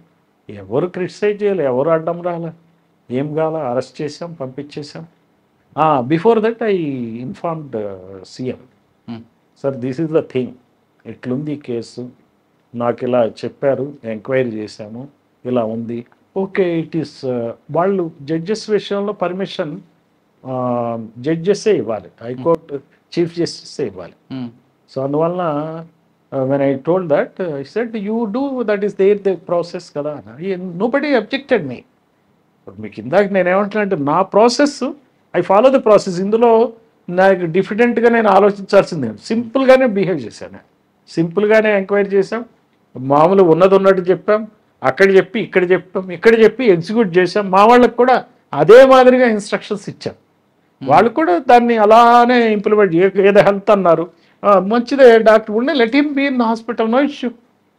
డాక్టర్లకు కూడా చెప్పాం, you do as per norms. మళ్ళీ మీరు మా దగ్గర you don't do this way that way. మీరు as doctor if you want keep him keep, if is not required you give a certificate. వాళ్ళు అట్లానే ఇచ్చారు. ఎక్కడికక్కడ యాజ్ డ్యూ ప్రాసెస్ ఫాలో అయ్యి అసలు ఎక్కడ గొడవ లేదు, ఏం లేదు, అరెస్ట్ చేసాం, పంపించేసాం. అట్లా I think we did some 2 judges we arrested. అంటే మీకు సర్వీస్లో బాగా సాటిస్ఫాక్షన్ కేసులు? సాటిస్ఫాక్షన్ అని కాదు కానీ this is another area we never worked. Okay. సర్వీస్లో సాటిస్ఫాక్షన్కి నిజం చెప్పాలంటే కొంచెం బాధగా ఉంటుందండి. ఎందుకంటే ఏంటి ఇంకా ఈ వ్యవస్థలో ఇట్లున్నారేంటి, మనం ఇలాంటి పనులు చేయాల్సి వస్తుంది ఏంటి, వీళ్ళు కదా నడపాల్సింది, వీళ్ళు కదా ప్రజలకి ఒక రక్షణ ఇవ్వాల్సింది, న్యాయం చేయాల్సింది వీళ్ళు కదా, వీళ్ళని అరెస్ట్ చేయాల్సినటువంటి పరిస్థితుల్లో దౌర్భాగ్యంలో మనం ఉన్నాం ఏంటనే అనిపించింది. కానీ నాకేమి ఏదో చేశామని నేను ఎప్పుడు అనుకోలే. I'm telling frankly, any case I use to wonder why these people. నేను అప్పుడు అడుగుతా ఉంటా కూడా. ఏసీబీలో కూడా ఒక ఆయన 2వ సారి బుక్ అయ్యాడు. ఎందుకు మీకు ఆల్రెడీ అయ్యారు కదా, ఇప్పుడు ఎందుకు చేస్తున్నారు మీరు ఎట్లా అంటే, ఏమో సార్ అట్లా అయిపోయింది సార్ అంటాడు. ఏం చెప్పాలి కదా సార్. జిల్లా ఎస్పీగా ఉన్నప్పుడు కూడా కొంతమంది మీరు మాట్లాడతారు అరెస్ట్ చేసే ముందు, అంటే మేజర్ కేసు, చిన్న 324 కాకుండా, వాళ్ళు కూడా చెప్తున్నప్పుడు ఇవి చెప్పింది రియలా కాదని మీరు చేస్తాం, వెరిఫై చేసుకుంటా ఉంటాం కదా. 324 మా దాకా రాదు. ఏ కేసు అయినా మనకు తెలిసిపోద్దండి. కొన్ని కేసెస్, కొంతమంది ఆఫీసర్స్, కొన్ని ఇష్యూస్లో మనం వెళ్తాం. ఇప్పుడు మేము 24/7 అది తప్పితే ఇంకో పని ఉండదండి. పోలీస్ ఆఫీసర్గా ది వే వీఆర్ ట్రైన్డ్. నాపోటి వాడికి ఏంటంటే ఆ జిల్లా everyday was important for me. ఎందుకంటే లైఫ్లో ఈ ఆపర్చునిటీ రాదు. సో నాకేంటంటే నేను అక్కడ ఎన్ని రోజులు ఉంటానని నేను ఎప్పుడు పని చేయలే. ఇదే లాస్ట్ డే అని పని చేసేవాడిని. రేపు మళ్ళీ ఉండకపోవచ్చు. ఈరోజు నా పని నేను సరిగ్గా చేయాలి. అంటే ఎంతకాలం ఉన్నది కాదు, ఎంతకాలం చేసుకోవాలి. ఇది చేసి అక్కడ ఉండాలి, ఇలా చేస్తే అక్కడ ఉంటామని మాత్రం పని చేయలేదు. ఇది చేయటం వల్ల అక్కడి నుంచి వెళ్ళిపోతామని నేను ఎప్పుడు బయట కూడా చెప్పేవాడిని కాదు. నా మీద ఎవరన్నా ఒక ప్రెషర్ వచ్చినట్టు కానీ, లేకపోతే ట్రాన్స్ఫర్ రూమర్ వచ్చినా ఎవరన్నా నా దగ్గర చెప్పినా కానీ, ఇంకేమన్నా ఉందా మాట్లాడేదని వాడిని. అంతేగాని అవునా ట్రాన్స్ఫర్ అవుతానా, నాకేం పని అతనితో డిస్కషన్కి. ఒక రిపోర్టర్ వచ్చాడు ఒకరోజు, హిందూ రిపోర్టర్, గుంటూరులో. హీ మెట్ కోడెల శివప్రసాదరావుని కలిశాడు. నా వెల్విషర్ లాగానే మాట్లాడటానికి వచ్చాడు. నేను మామూలుగానే ఇప్పుడు మీతో నేనేం మాట్లాడుతున్నాను, ఉన్న విషయం మామూలుగానే అట్లానే మాట్లాడేవాడిని. మాట్లాడినాక మీ గురించి ఇట్లా అనుకుంటున్నారండి, ట్రాన్స్ఫర్ అని, అది ఇది అని అన్నాడు ఆయన నాతో. నేను అన్నాను, ఏమండి మీరు రిపోర్టర్ కాకపోతే, నేను ఎస్పీ కాకపోతే మీరు నా దగ్గరికి రారు. నేను పూర్ణచంద్రరావుని అయితే మీరు నా దగ్గరికి రారు. Why do you bother about me, your correspondent. మీరు రిపోర్టెడ్ కాకపోతే నేను మీతో మాట్లాడు. ఆయన కూడా, ఆయన కోడెల శివప్రసాదరావు గారు కూడా మంత్రిగా, మీరు మినిస్టర్ కాబట్టి ఆయన మినిస్టర్ కాబట్టి వెళ్ళారు, మీరు రిపోర్టర్ కాబట్టి. సరే ఏదో జరుగుతుంది, మనకి ఎందుకండి అది. మనం ఈ డెమోక్రసీ బ్యూటిఫుల్ వ్యవస్థ. అటు ఎగ్జిక్యూటివ్ ఉంది, ఇటు మన మీడియా ఉంది. ఈ వ్యవస్థ ఉంది కాబట్టే మనం ఒకరికొకళ్ళు ఈ డెమోక్రసీ లేకపోతే మీకు నాకు ప్లాట్ఫామే లేదని చెప్పాను. మనకి నా గురించి మీరు పోలీసింగ్ పాయింట్ ఆఫ్ వ్యూలో యాజ్ అ రిపోర్టర్ మీకున్నది మీరు అడగండి, సరిపోతుంది. అట్లానే ఒక సబార్డినేట్ వచ్చాడు నా దగ్గరికి, ఇంకో మినిస్టర్ గురించి. సార్ అయ్యా తమరి గురించి ఇట్లా అంటున్నారు అది ఇది అన్నాడు. అంటే మంచిదే, నువ్వు ఆ మర్డర్ కేసులో అరెస్ట్ చేసావా లేదా అన్నా. నేను చేయలేదన్నాడు. నువ్వు నీ పని చేయి, నేను నా పని చేస్తాను. నేను why should I comment about the minister? I don't care him or you fellow, why are you talking, why should I do all that? నీ డ్యూటీ నువ్వు చేయ ఫస్ట్. నేను అది అసలు నేను విననట్టుండి ఆ కేసు అరెస్ట్ చేసావా లేదా, చేయలేదట. మనకు తెలుసు కదండి టాపిక్. ఇప్పుడు వీఆర్ ఆల్ ఆన్ ఫింగర్ టిప్సే వర్క్ ఉంటుంది. ఎవరు ఏం చేస్తున్నారు, ఎవరు ఏం చేయట్లేదు అంతా తెలుసు. అండ్ నేను అతను కూడా అర్థం చేసుకోగలను. ఎందుకంటే నేను అక్కడ ప్రొబేషనర్గా చేసినప్పుడు, ఐపీఎస్ ప్రొబేషనర్గా ఒక ఎస్పీ దగ్గరికి 2 ఆఫీసర్లు వచ్చేవాళ్ళు, ఎస్ఐలు. వాళ్ళు ఎప్పుడు కూడా గుసగుసలు ఆడేవాళ్ళు, నేను బయట వెయిట్ చేసేవాళ్ళు. నాకు అప్పుడు అనిపించింది కరటకుళ్ళు దమకటకుళ్ళు లాగా కనపడ్డారు వాళ్ళిద్దరు. అయిపోయినాడు వాళ్ళు వచ్చేవాళ్ళు. నాకు ఒక డివో వచ్చేది, ఒక ట్రాన్స్ఫర్ ఆర్డర్. మళ్ళీ సాయంత్రం అదే మార్చేసేవాడు.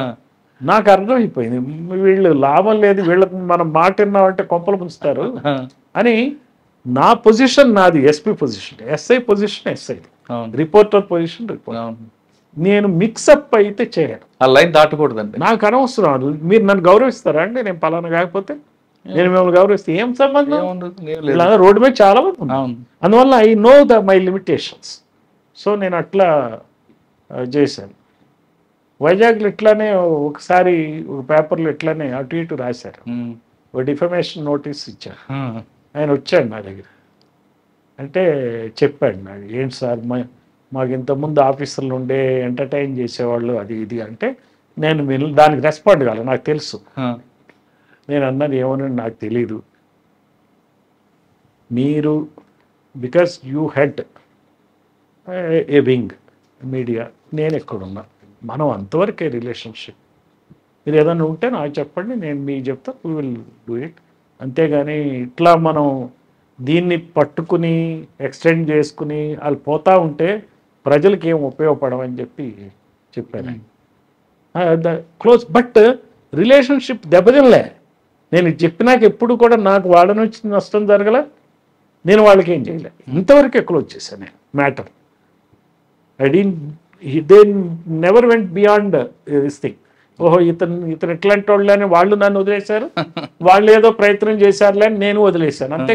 నేను ఎవరికి చెప్పలేదు సుమా, మీకు చెప్తున్నా ఈ రోజున. I never told anywhere. నేను అది మళ్ళీ ఆ జిల్లాలో ఉన్నప్పుడు ఆ మాట ఎవరికి చెప్పను. I will not talk about that officer also with anyone. మళ్ళీ అది చెప్పను. నాకు తెలుసయ్యా మీ జిల్లాలో మీరు ఎట్లా చేస్తారు, నేను అది కూడా చెప్పను, కామెంట్ చేయను నేను. అది అంతవరకే, దాని వరకే మాట. సార్ ఏసీబీగా రిటైర్ అయిన తర్వాత 1 year గ్యాప్ తీసుకొని పొలిటికల్గా చేస్తున్నారు. ఫైనల్గా 2 questions అండి. ఒకటి, డిపార్ట్మెంట్కి వచ్చినప్పుడు ఒక డెడికేట్గా పనిచేసిన ఆఫీసర్లు చూసాం, మీలాంటి వాళ్ళు చాలామంది. అంటే ఒక కప్పు కాఫీ ఎవరిదని బయట వాళ్ళు తీసుకోవాలని ఆలోచించే ఆఫీసర్లు, బయటికి వెళ్ళిన మీ క్యారేజ్ మీరు తీసుకునే రోజులు అవి. ఇప్పుడు ఉన్న ఆఫీసర్లు వస్తూనే కరప్షన్ కోసం ఆలోచిస్తున్నారు. అంటే మీరు చెప్తున్నట్లుగా పొలిటికల్గా వచ్చిన సినారియా, లేదా మన ఆఫీసర్లో వచ్చిన యాటిట్యూడ్ ప్రాబ్లమా? దీనికి రీజన్ ఒకటి కావాలి. నెంబర్ 2, ఈ డిపార్ట్మెంట్కి వచ్చే వాళ్ళకి మీరు ఇచ్చే మెసేజ్. పొలిటికల్గా చాలా దారుణంగా ఉందండి. లీడర్స్ ఎవరు రోల్ మోడల్స్ కాదు. ఇంతకుముందు leaders 30 years back chief ministers కానీ వాళ్ళు ఎట్లా ఉండేవాళ్ళు అంటే, వాళ్ళు ఇట్లాంటివి వాళ్ళకి తెలిసినట్టు తప్పుడు పనులు వాళ్ళు చేస్తున్నట్టు మనకు తెలియదు. అంటే చేసేవాళ్ళేమో కానీ చేసినట్టు అసలు తెలిసేది కాదు. మీరు ఇన్సైడర్ బుక్ పివి నరసింహరావు గారు చదివారా? కొంతపాటు. అందులో ఒక చీఫ్ మినిస్టర్, మోస్ట్ ప్రాబబ్లీ నీలం సంజీవ్ రెడ్డి కావచ్చు, లేదా బ్రహ్మానంద రెడ్డి, నాకు ఐఎమ్ అనేబుల్ టు రికలెక్ట్. వాళ్ళు ఏంటంటే ఒక పుట్టినరోజుకి పెద్ద పెద్ద బ్యానర్లు ఏవో పెట్టుకున్నారట. పెట్టుకుంటే ఆయన చూసి ఢిల్లీ వెళ్ళి మళ్ళీ కంప్లైంట్ చేస్తారని చెప్పి ఆయన బాగుండదు, చెడ్డ పేరు వస్తుంది, నిరాడంబరత కదా. కాంగ్రెస్ అంటే ఆయన గాంధీ నిరాడంబరతకి మారు పేరు అని కదా, కాంగ్రెస్ నిరాడంబరత అని కదా పేరు. అది నిరాడంబరతగా ఉందా లేదా అనేది నేను చెప్పట్లేదు, పేరు అయితే అది ఇమేజ్ బిల్డింగ్ అయితే అట్లా చేశారు. ఆ ఇమేజ్ బిల్డింగ్లో భాగంగా ఆయన దెబ్బ కొడతాడని చెప్పి వెంటనే ఆయన తీయించేశాడు. అలానే హైకోర్టులో ఒక డెసిషన్, సీఎంకి వ్యతిరేకంగా వస్తే సీఎం రిజైన్ చేస్తాడు కదా. It happened in case of నీలం సంజీవ్ రెడ్డి. ఆయన ఒకటే లాల్ బహదూర్ శాస్త్రి గారు కానీ ట్రైన్ యాక్సిడెంట్ అయితే ఆయన చేయడం. సో నేను ఇక్కడికి వచ్చేటప్పటికి ఇప్పుడు ఎట్లున్నదంటే కోర్టులు ఏం చెప్పినా స్కాండల్స్ చేశారన్న ఎవడు పట్టించుకోవట్లేదు. అంటే వీళ్ళు ఏంటంటే వీళ్ళు ఇట్లానే మాట్లాడాలి, మేము చేసేది మేము చేసుకుంటాం అంటే ఒక రకమైన పొలిటికల్ రౌడీయిజం సాగుతుంది. ఇప్పుడు కత్తులతో పొడుచుకుంటేనే రౌడీ కాదండి. అవును, ఇంత అక్రమాలు జరుగుతున్నా మిమ్మల్ని అంటున్నా లెక్క చేయట్లేదు. సో ఇటువంటి నాయకులు ఉన్నప్పుడు వాళ్ళ కింద పని చేసే వాళ్ళు వాళ్ళ పేషి వాళ్ళు ఎలా ఉంటారో ఒకసారి ఆలోచించండి. ఒక సీఎంఓలో ఉన్న వ్యక్తులు ఎలా ఉంటారో ఆలోచించండి. తర్వాత వాళ్ళ ఇన్స్ట్రక్షన్స్ తీసుకునేటువంటి అధికారులు ఎలా ఉంటారో ఆలోచించండి. అది పర్కులేట్ డౌన్ అవుతుంది కదా, మనోడే కదా. బడ్జెట్ చూసి నేను ఒక డిస్కషన్లో బడ్జెట్ చూసి ఇందులో ఎక్కువ ఫండ్స్ ఉన్నాయి కాబట్టి మనోడికి ఇద్దామని బడ్జెట్ నువ్వు ఆర్డర్లు ఇస్తే ఇట్టానండి. ఒక ఐఏఎస్ ఆఫీసర్ పోస్టింగ్ మనోడికి ఇది ఇద్దాం, ఇది ఎక్కువ ఉంది కదా బడ్జెట్ ఇద్దాం అంటే ఏంటి అర్థం? What does it mean? అతను పని చేస్తాడు, ఈ పని చేయటానికి ఇవ్వటం వేరు, ఇక్కడ డబ్బులు బాగున్నాయి కాబట్టి ఇస్తానంటాం వేరు. అంటే కొంత సంపాదించుకొని అని అంతే. సో ఈ రకమైనటువంటి పొలిటికల్ లీడర్షిప్ ఉంది ఈ రోజున మన దగ్గర. కాబట్టి ఇటువంటి వాళ్ళు వస్తారంటారా సొసైటీ? అంతే కదా, నేను మీకు ముందు నుంచి depends on the superior. CM is superior whether is feeling it or not. ఈగోయిస్టిక్గా సుపీరియర్ కాదు, మోరల్గా he should be superior, ethically he should be superior. ఇంతకుముందు దాన్ని ఏదన్నా తేడా పనులు చేసిన వాళ్ళు దాచుకునేవాళ్ళు, ఇప్పుడు అది లేదు, డైరెక్ట్ ఓపెన్గా. అయినా దాన్ని బాధపడట్లేదు కదండి, బాధపడలేదు. అందువల్ల మీకు ఆటోమేటిక్గా యథా రాజా తదా ప్రజ, రౌతు కొత్తి గుర్రం అంటాడు కదా అది. అందువల్ల వీళ్ళని తప్పు పట్టలేదు. You have to find fault with the leader, not with the subordinate. You have to find fault with the district head, not with the subordinate. అంటే ఒక వ్యక్తి తప్పు వల్ల మనం పట్టకూడదు, వ్యవస్థను మనం పట్టుకోవాలి. ఈ వ్యవస్థలో ఉన్న అందరికన్నా పెద్ద వ్యక్తి ఎవరున్నారో అతన్ని తప్పు. అంటే వ్యవస్థ హెడ్ ఆఫ్ ది గవర్నమెంట్, అదే head of the state, head of the department, head of the district. మీకైతే అనమాట A1 A2 A3 A4 అంటారు చూసారా, ఆ రకంగా రావాలి మీరు. A1 మనం A1 ఈస్ దాట్. అంతే. No, if he is good every will be good, I'm telling you. A1 correct ఉంటే A10 ఉండదు కదా, ఉంటుంది. మరి అది తప్పు కదా, వీళ్ళనే ఏం లాభం? ఏమి రకమైనటువంటి కల్చర్ ఉంది ఆ స్టేట్లో అంటే ఆ సీఎంని బట్టి కల్చర్. మొన్న ఎవరో మధ్యప్రదేశ్ ఆఫీసర్స్ చెప్తున్నారు, మధ్యప్రదేశ్లో ఇంత గందరగోళం ఉంటుందట. అంటే ఆయన ఎవరు, శివరాజ్ సింగ్ చౌహాన్ సీఎంగా ఉన్నారు బీజేపీ. వాళ్ళు ఏం చెప్తారంటే ఆ ఏరియాలో ఈ కమ్యూనిటీ కానీ స్టేట్ వైజ్ కానీ గ్రూపులు ఉండవట, చాలా కాస్మోపాలిటన్గా ఉంటారట officers. So it depends on the chief minister. Same chief minister we had seen కదండి, ఒక్కొక్క పీరియడ్లో ఆయన ఎట్లున్నాడో దాన్ని బట్టి కూడా వాళ్ళు అట్లున్నారు, రిజల్ట్స్ అట్లా వచ్చినాయి, ప్రజలకు అంత మేలు జరిగింది. ఎన్ని సమస్యలు సాల్వ్ అయినాయండి ఈ రాష్ట్రంలో. ఈ 30 years బ్యాక్ చూసుకుంటే అసలు మనకి నక్సలిజం ఒక సమస్య, తర్వాత వీళ్ళు ఫండమెంటల్స్, మన ముస్లిం ఫండమెంటలిజం, తర్వాత వచ్చేటప్పటికి డెకైటిస్ ఎన్ని ఉండేయండి, హౌస్ డెకైటిస్. మరి మీకు బస్సుల్లో రాబరీలు ఎన్ని ఉండే, డిఫరెంట్ టైప్స్ ఆఫ్ క్రైమ్ ఉండేది కదా. ప్యాటర్న్ మారుతుంది కానీ సీరియస్ క్రైమ్, డేంజరస్ క్రైమ్ లేదు. మీరు ఎవడు భయపడట్లే, నన్ను చంపేస్తారని ఎవ్వరు డైరెక్ట్ గా సైబర్ క్రైమ్ చేస్తున్నాడు కదా. అనేది ఏంటంటే బాడీలీ క్రైమ్ ఈస్ డేంజరస్ అండి. బాడీలీ క్రైమ్ పోయింది కదా మీకు. అంటే మేము ఇవన్నీ కంట్రోల్ చేసుకుంటా ఈ వ్యవస్థ వచ్చింది కదా, అప్పుడున్న సీఎంల పొలిటికల్ విల్ని బట్టి మా ఆఫీసర్ని బట్టి చేశారు కదా, 100% జరిగింది కదా. మీలాంటి ఆఫీసర్లు చేయబట్టి ఆ సీట్స్ ఇప్పుడు ఫ్రూట్స్ అయ్యాయి. మాలాంటి ఆఫీసర్లకి నేను ఇవ్వట్లే క్రెడిట్, మేము చేయగలిగినటువంటి Free hand ఇచ్చిన వాతావరణాన్ని క్రియేట్ చేసినటువంటి చీఫ్ మినిస్టర్ ఆఫ్ ద డేకి ఇస్తా credit. I'm telling you today, I have no doubt about it. Chief minister of the day, not today.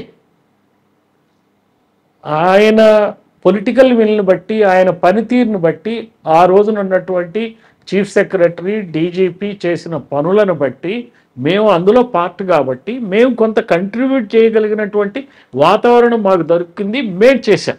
అంటే అవకాశం కల్పించిన CM to them at that time. If it is bad now again they are responsible. Right. అది నేను అనేది. Okay, డిపార్ట్మెంట్లోకి వచ్చే వాళ్ళకి మీరు ఇచ్చే మెసేజ్ ఏంటంటే? సో ఫస్ట్ ఆఫ్ ఆల్ ఇది క్లారిటీ వచ్చినాక it depends upon you what you want to choose.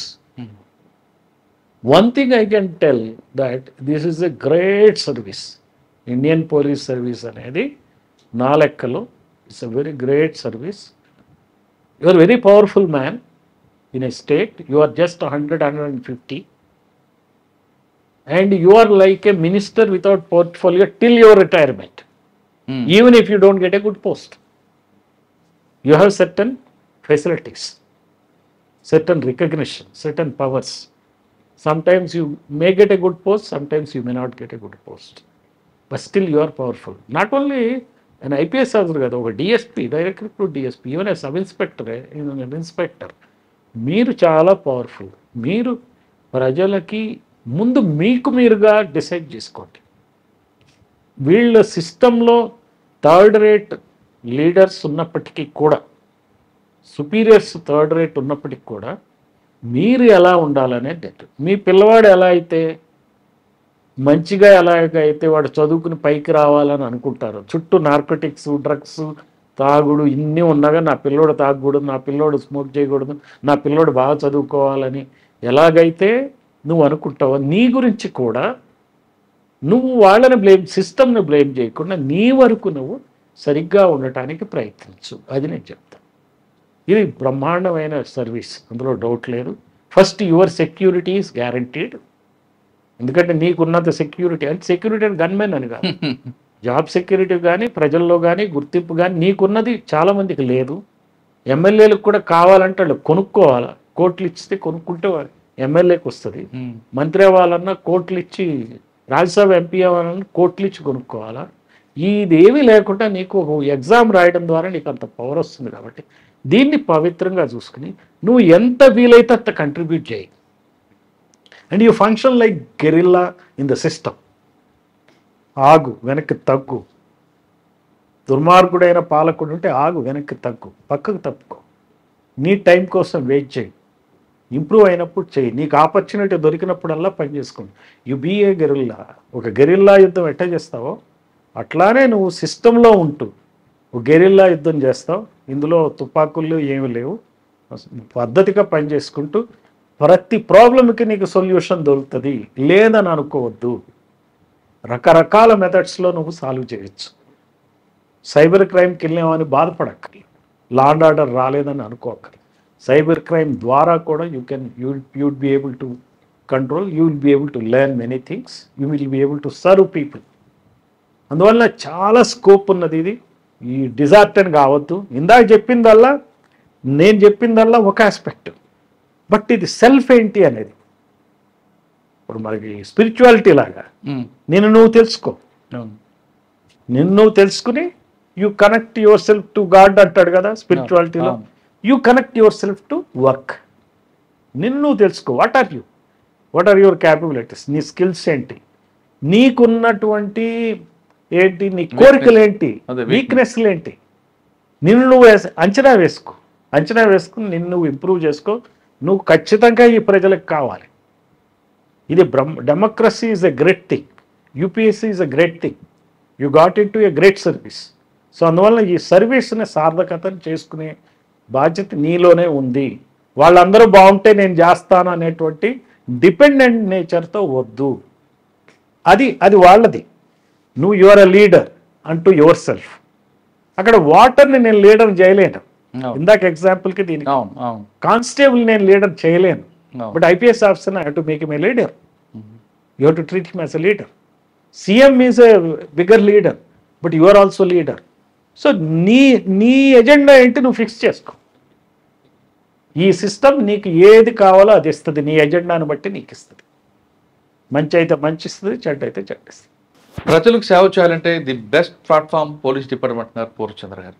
కానీ వచ్చేటప్పుడు నీ ఎజెండా ఏంటో ఆలోచించుకొని ఒకసారి రా అంటున్నారు. అంతేకాకుండా ఇప్పుడు డిపార్ట్మెంట్లో ఫోకల్ నాన్ ఫోకల్ 2 పోస్టులు ఉంటాయి. ఎక్కడ పనిచేసినా మీకు ఒక మార్క్ పెట్టుకోండి. అంతేగాని ఫోకల్లో పనిచేసినప్పుడు ఒకలాగా, నాన్ ఫోకల్లో ఒకలా కాకుండా, నాన్ ఫోకల్లో పనిచేస్తున్నప్పుడు కూడా కరెక్ట్గా పనిచేసి మీకు మార్క్ ఉంటుంది అంటే చెప్తున్నారు.